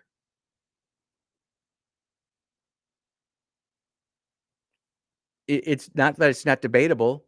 And we all know that Jackson, as if it wasn't already in the ground, was ran deeper into the ground by the former mayor.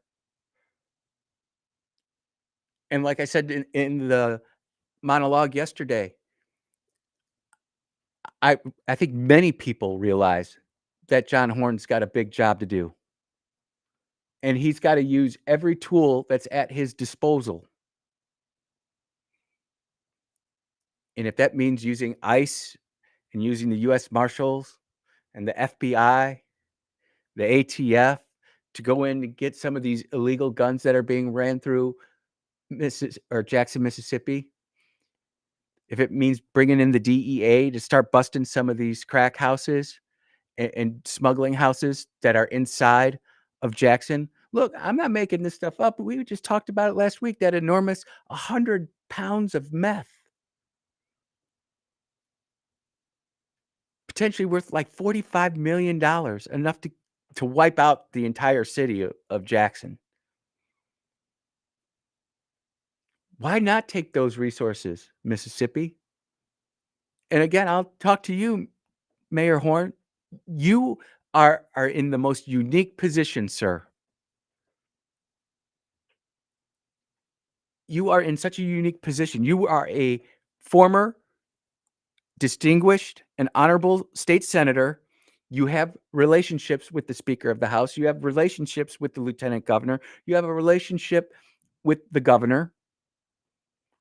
Why not use those relationships to bridge a path to the President of the United States? And let's start cleaning up Jackson. And you know what? You can declare victory for that.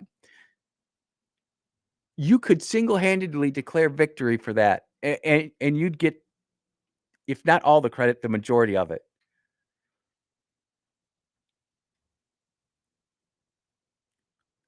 I'm sure the governor could come in and do something with CID, but you know, the rest of Jackson needs help. And we are depending on you, Mayor Horn. A 2010 City of Jackson ordinance does keep law enforcement from asking about immigration status, and it was in 2017 that the Department of Justice called that into question. Both the mayor and the governor's office provided statements. So this is coming from Corey Custer, Governor Reeves' deputy chief of staff. And I want to read this because I think it's fair.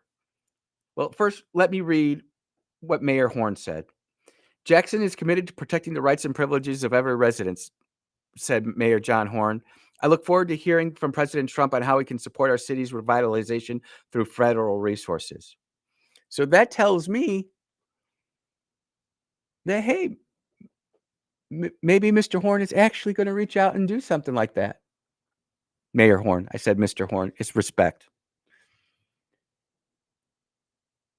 Man, maybe something's going to happen there.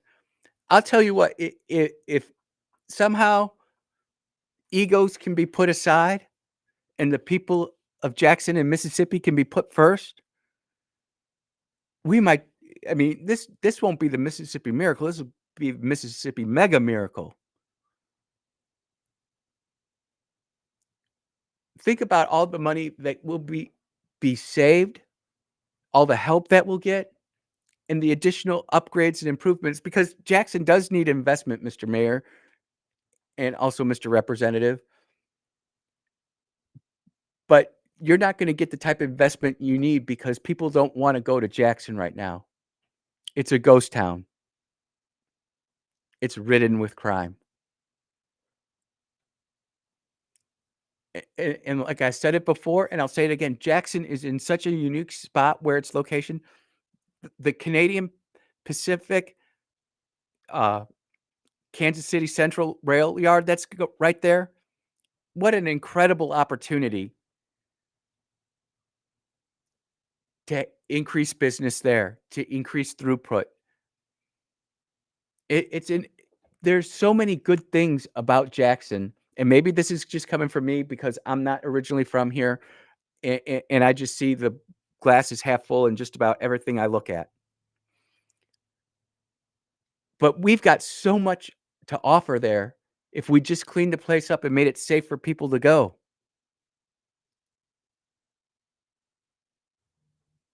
We could bring back not just retail and restaurants.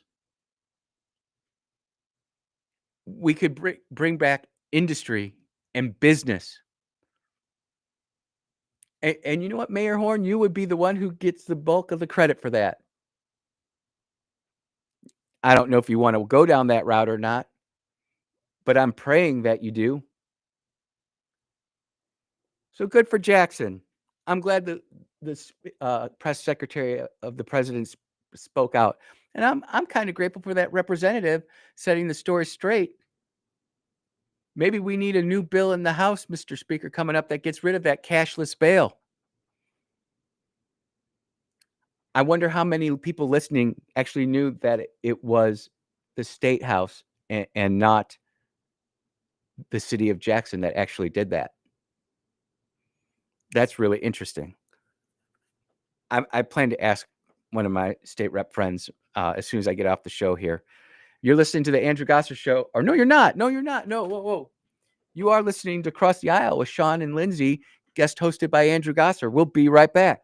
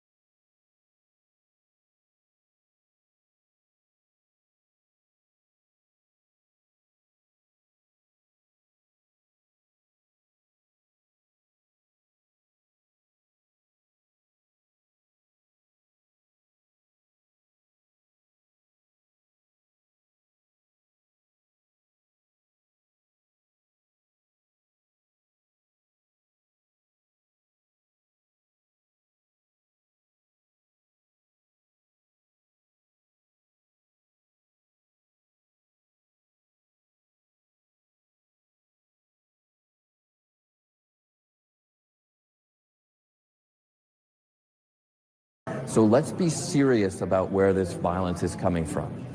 Of extremist violent attacks in America, extremist violent murders, 76% are from right-wing extremists, 4% are from left-wing extremists. I condemn that 4%, but we also need to be honest about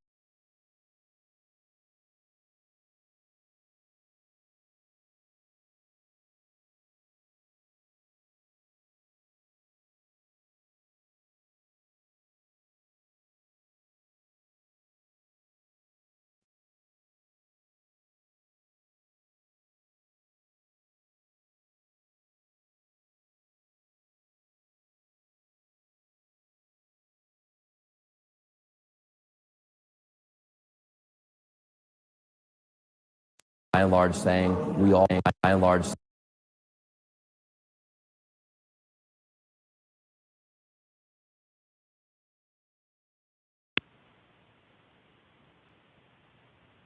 Hey, we're on a commercial break. Can you hang on till we get back from a commercial? Okay, thanks.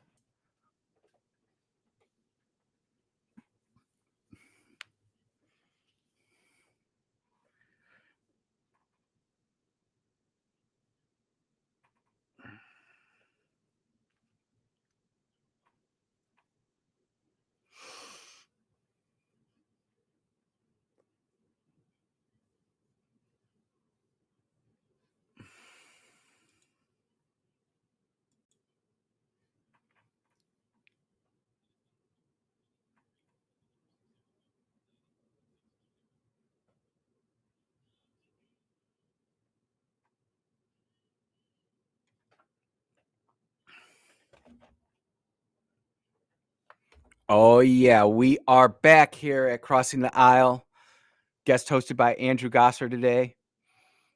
Got some other news to get to. Adlaka and Till kick off U.S. Senate seat bids in Mississippi as the field grows for the Democrats and the Republicans. Cindy Hyde-Smith will have a challenger, maybe two. And the Democrats are going to have a showdown as well. I'm excited for this. I think it's going to be great to have a field of candidates to choose from. I just hope whoever is going up to try to unseat Cindy Hyde-Smith, if you're going to do that, I'm just saying, unless you have a war chest, you're going to lose. And I know I'm going to take a lot of garbage from the conservative base out there, but I'm just letting you know, Cindy Hyde-Smith has a 100% voting rate with Trump.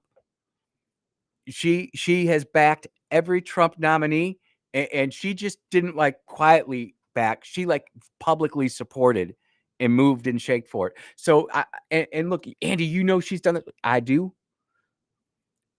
But she's backed Trump. She's got the picture. She's got the hat. And she's got Trump's endorsement. So if you're going to go out there and battle that, I'm not saying that you can't. But you better have a ton of money that you can just let on fire. Are there things that I disagree with Cindy Hyde-Smith on? Absolutely. But the people that you want there, if they don't have the money to go out there and do, think about this, over 80 counties in Mississippi, and you have to have a ground game in each county. And inside each county, they're broken down by precincts. You've got to have a ground game for each precinct. Andrew, that's unrealistic. I've won elections. I know what the heck I'm talking about. And some of you people who have ran elections and never won one need to wake up and frickin' listen. You can't just sit there and go out and run for office when you don't even know how to organize your darn precinct. Don't sit there and badmouth me and say, Andy's just not being negative. Dude, I'm the most positive guy out there. I'm also the realist.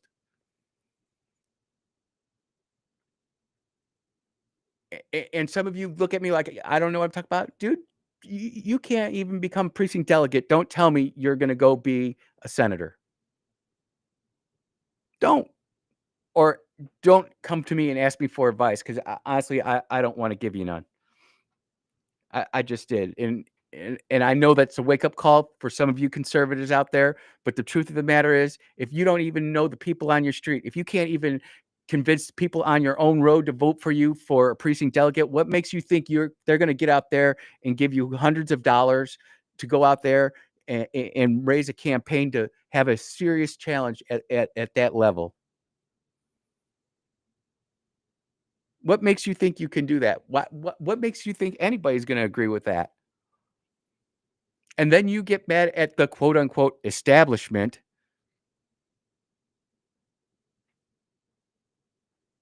because they're not helping you go after one of their own. My goodness gracious.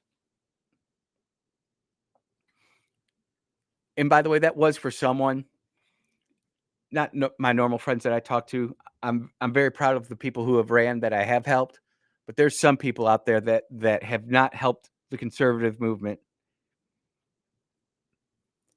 And it's just what it is.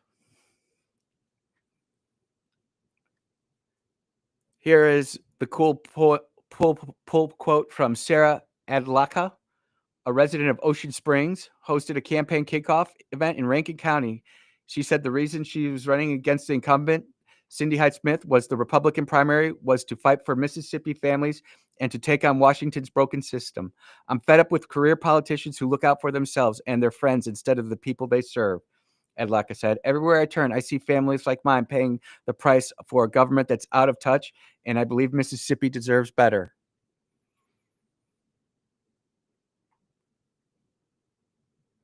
I'm not saying I can disagree with that.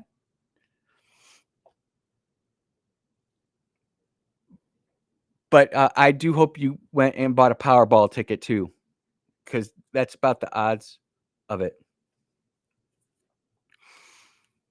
And here's where, and I'm getting this from Magnolia Tribune, by the way, and this is people are gonna get mad at me for saying, Andy, you're about the money. I'm about the candidate and the message, but you have to have the money too. Unless you are a truck driver from New Jersey running for a state Senate seat, then you can spend $351 at a Dunkin' Donuts and defeat the incoming sitting president of the Democrat Party in the New Jersey Senate. But that's the only time that I've ever heard about that. Hyde-Smith, who's been endorsed by President Donald Trump, is sitting on nearly $1.5 million in her campaign account as she begins her reelection bid. Adaka, on the other hand, was only able to raise $126, along with a loan for $201,000 as of her June 30th, 2025 Federal Election Commission filing. Raised $126. Over 80 counties in Mississippi, over 2.4 million people. I'm not picking on the lady. I'm just saying whoever's advising her is giving her some really bad advice. And I'm not a fundraising guy. I'm a campaign guy. I'm like, this is how many people you need to meet. This is how you have to build your organization. That's why if you were genuinely going to go after Cindy Hyde-Smith, you would start working today in all these different counties, but you would wait till the next cycle to do it. Now, this is all null and void if you are a self-made multi-billionaire, multi-millionaire, where you can just stroke yourself a check for $6 million and have fun and go play senator. You could do it then. How many days do we have till election day? Less than 180. You know, wait, no, we've got a little bit over a year. I'm thinking 2024. We've got over a year and a half. So there's time for her to go out and build that.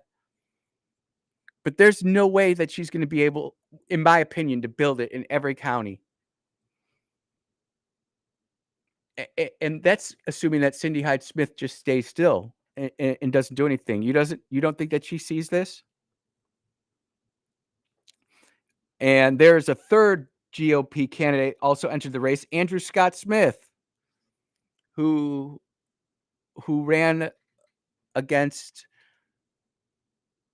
another candidate against Benny. And forgive me, the name escapes me, but again, I don't know how much money he has in the bank either. So we've got a lot of people. We've got one guy who ran for Congress and lost to Benny Thompson, now running for U.S. Senate. And we've got Miss Sarah. I'm looking for, I remember talking that she announced a while back, but I don't see what she's ever ran for. And again, she might have the bank to do it. And if she does, that's great.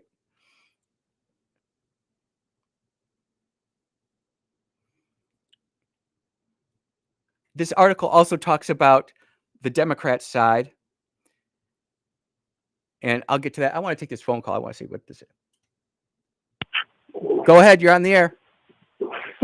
This is a senatorial candidate. Am I allowed to speak? Oh, you're allowed to speak. I might, but this is what you're allowed to speak. Absolutely. But here's the thing. It's 12:35 and Yeah. I've got a commercial break within 1 minute. So this is what I'm willing to do. If you're willing to wait till after the next commercial break, I'll let you have the whole next segment to talk. Yeah, that's why I'm running. Yep. Okay. Well, then this is what we're going to do. We're going to take a quick commercial break. I'm not going to hang up. Put you on hold. And when we get back from this commercial break, who are we talking with? Ponto. We're talking with Ponto, running for U.S. Senate. We'll be right back. We're going to take this quick break. We will be right back. All right.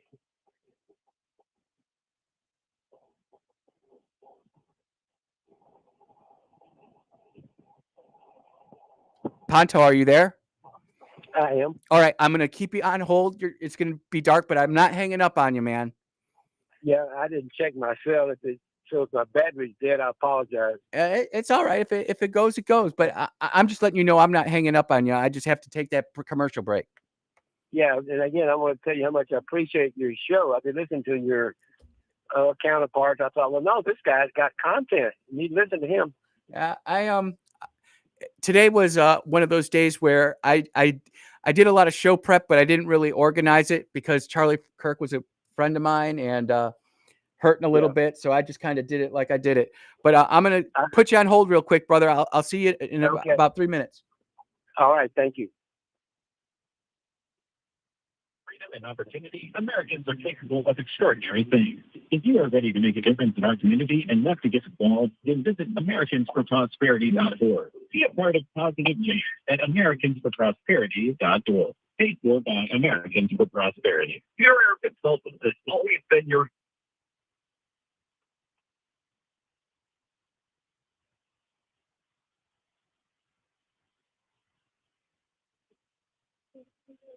With day and night, Pure Air Consultants professionals can install a reliable system with a 10-year system warranty. And right now, receive $20 off on service diagnostic fees. Call us today, 601-939-7420. MyPureAirConsultants.com.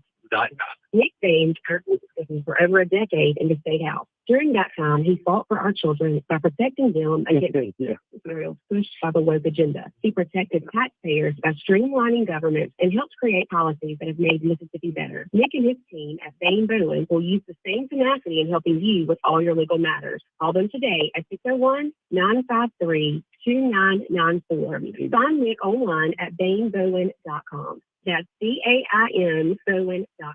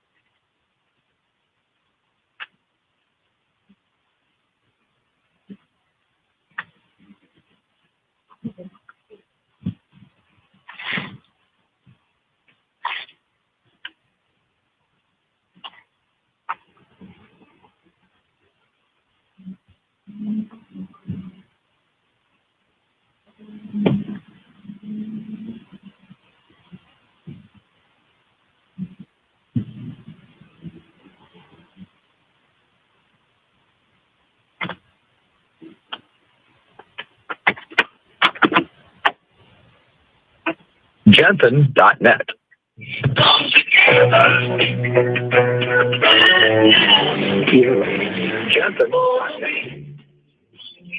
Hey, are you there? Hey, Ponto, are you there?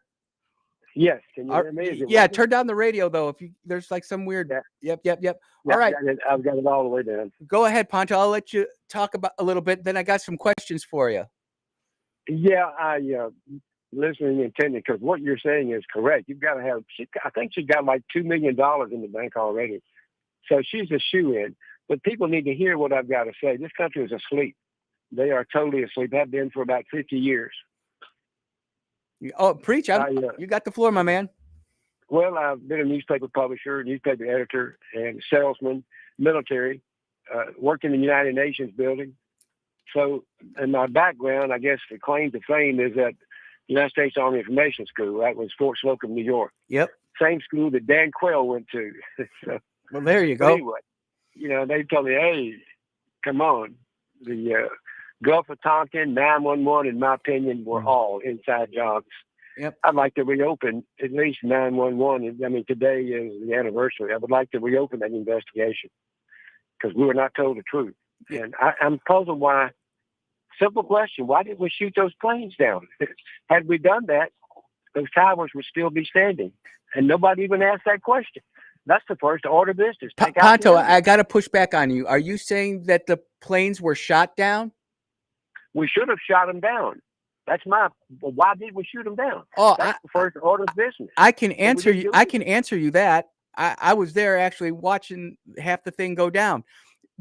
By the time those people, the two planes coming out of Boston didn't squawk emergency. They just went radio silent and they just started flying around and people didn't know what was going on.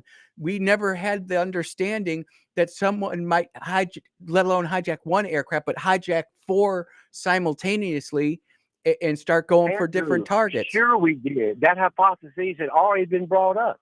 They attempted in 93 to take over the World Trade Center. All I can tell you is that the stars and colonels that I was in the room with, we did not know. So I'll let you go on with that, but I'm telling you, we did not. I mean, we didn't even have enough armed military fighters sitting at Ready 5 in the United States. I think there were 4 on alert all across the United States. We never had more than 4 because it was never thought like that. And I mean, I've done a lot of. Listen, okay, keep going. I'll let you go. I got cousins, relatives who are colonels, generals. Yeah. They don't talk to me since 9/11. All right. None of them do. And I did speak to one general, and he told me, "Yeah, I thought that the movie's pretty accurate." Yep. They didn't name names, dates. Listen, George Bush is so stupid. He may not have known anything, but I guarantee you, Dick Cheney did. And you follow the math. When Bill Clinton was president, we were paying 89 cents a gallon for gas at the pump. So Ponto, what's your plan to win? What's your plan to win Lee County? Oh, there's no way I can win. Come on, she's got $2 million. I got $20. It's to make speeches to make America wake up. Donald Trump ain't the answer. Oh, he's not the answer. He is not a Christian. He's not a moral man. No way. And that's what America needs. We have a morality crisis. This is an immoral nation. Jackson, Mississippi can start it. I mean, which is odd. And it's odd that he's the reason. He appointed Amy Coney Barrett. I've been making his speech since then. He appointed her to the Supreme Court. She changed it. Never a Louisiana girl. Her vote, 5-4, overturned Roe v. Wade. But we've got to overturn all these ungodly laws that were put in effect by not Democratic Supreme Courts, but Republican. 2003, George Bush Court. That's the Lawrence versus Texas. Legalized sodomy in America. Are you kidding me? Legalized sodomy. Obergefell versus Hodges. Same-sex marriage. We got to overturn those decisions. And we need somebody in Washington who's pounding the gavel or whatever, blowing his horn, whatever, until we do that. Because we go to war in World War III, we will lose. God does not care what you say. He cares what you do. And we are an ungodly country. We will lose. Well, Ponto, I think we've got some agreement there, but the truth of the matter is we can have people out there banging the drums and doing stuff, but if we can't get people into office who actually can do something once they get there, it's not going to change. It's just not. Well, probably not. But the start was Roe v. Wade because that's the catalyst. We already did. It was called Dobbs. Yeah, and that's ironic too. Dobbs. We don't have Dobbs Day anywhere in America. Fort Wayne, Indiana, turned out 30,000 people, but Jackson, Mississippi, absolutely nothing. And from Ted Reeves on down, we've got a bogus government in this state. I heard a show early on talking about how Mississippi is doing great economically. We're on the bottom in everything. How can you be on the bottom continually? Where are you getting this from? We are the number 3 onshoring state right now. For per capita, yes, we are. No, Ponto, I'll give you the last word because we're just not going to agree on that. I can tell you, as someone who looks at it from the outside. How about a census? Would you agree with a census? We had 2 million people 100 years ago, and we still haven't grown. Arkansas has passed us. We have 2.4 million. We have 2.9 million. We haven't grown in 30 years. 100 years ago, we had 2 million people. We're bigger than Florida. This state does not want to grow. It does not want to prosper. It's living in the past. Old money. It doesn't want to be progressive. We've used black people as an excuse. Well, Ponto, you're out there running. I'm glad I gave you some time to get on the radio. I'm just going to Well, say, me too. I appreciate it, Andrew. I do, because I voted for Trump 3 times. Me too. And maybe when he came here to campaign, but he's not the solution. No, he doesn't care about the little guy, old folks like me. I'll be 81 my birthday. Closing in on 100. We've got to get somebody in Washington, D.C. who has some morals, who's a Christian, and who really is. When was the last one? Probably never. Well, I agree with you. We need to find a president who has some morals and is a Christian, and we'll just leave it on there. And we can continue this debate coming up in the future. All right, Mr. Ponto? I'm not kicking you off. I just got to move along. I appreciate your show and appreciate the fact that you're trying to give people some open their eyes to what's actually going on. And what is the reality. Yep. And Cindy, closing, she's probably a super nice lady, but she's not in my league. Nobody is. I've been reading and studying the Bible for 70 years, reading and studying encyclopedias for that long. I've been a newspaper publisher, whatever. I didn't read about all this stuff. I witnessed it. Yeah. Civil rights, I was every one of those events. I was in the Mississippi National Guard in 1963. Well, Mr. Ponto, I appreciate you calling, and I want to hog your show, and again, thank you for getting to the hardcore of the matter. I try. In the boat. I try. Thank you. Well, that was Mr. Ponto, everybody. He's running for U.S. Senate. Doesn't have a plan for Lee County, but he is a moral man. But I do want to take issue with one point that he brought up with, and I'm going to say this as clearly as I can, without violating my NDA that I signed, that I can't talk about certain things. But I will tell you this: if you go back and you look at some of these documentaries, how long those planes were in the air before we actually knew what was going on, you will find out why they weren't shot.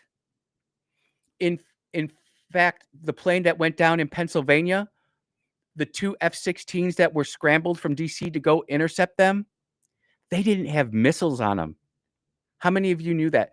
The 2 F-16s that went to go intercept the flight that was coming in from Pennsylvania to potentially hit the White House, they didn't have missiles.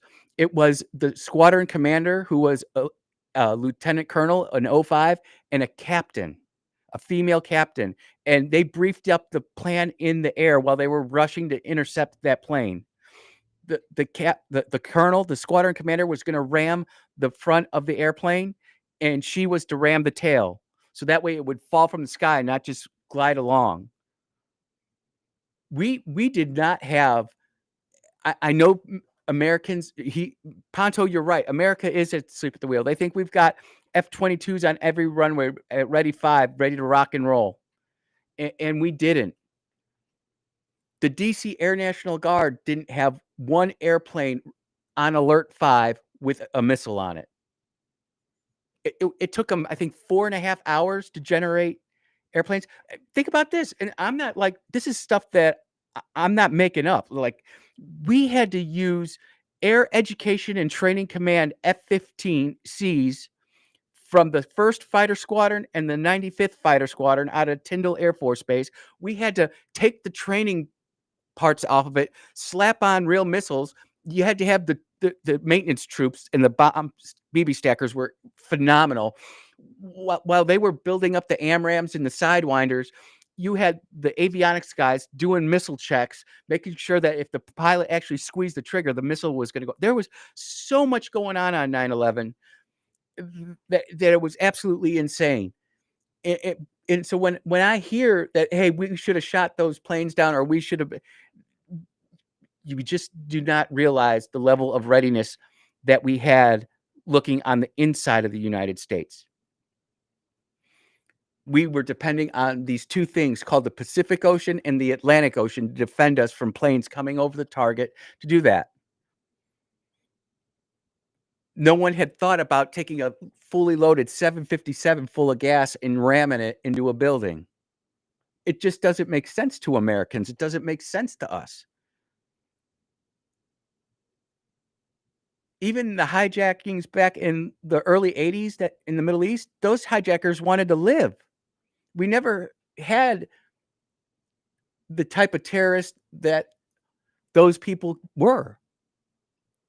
Anyways, I'm kind of fired up now. You're listening to Crossing the Aisle with Sean and Lindsay. They're not here today. You got me for an extra hour. We'll be right back.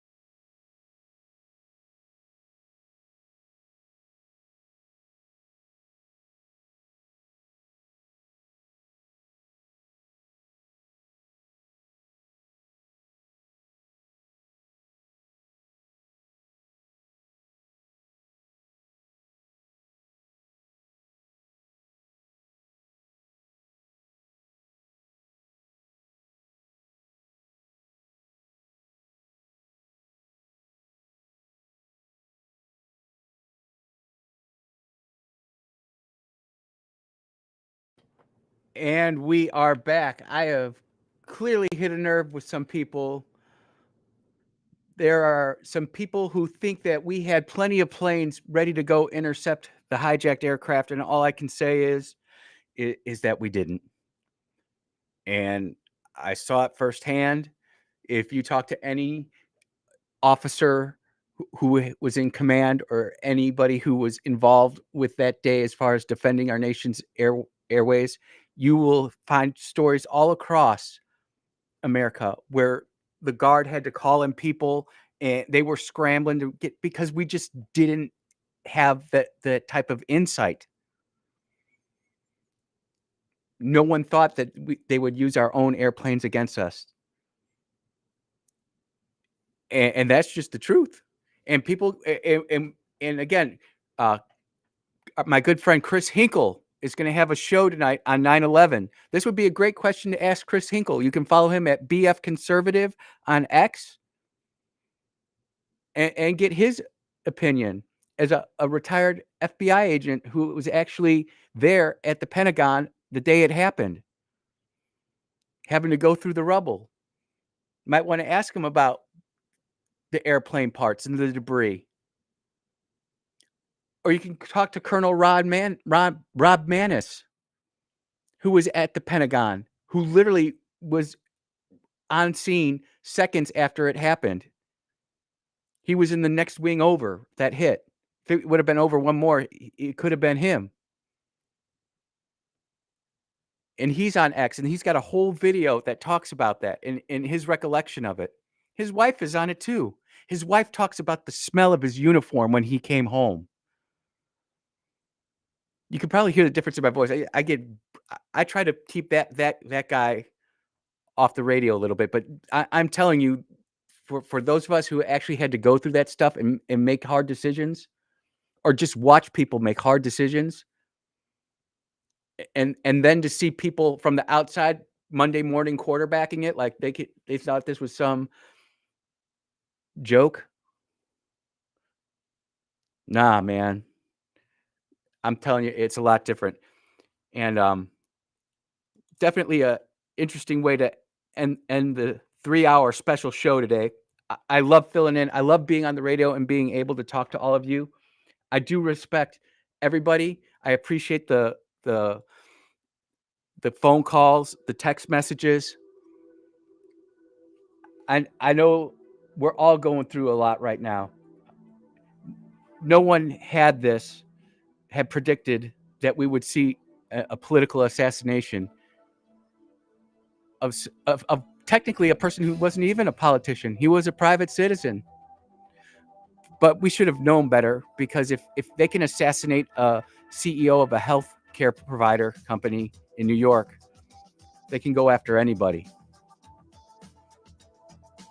And we've got to get to a point to where we're just getting back to God and our old traditional Judeo-Christian values that made this country so great.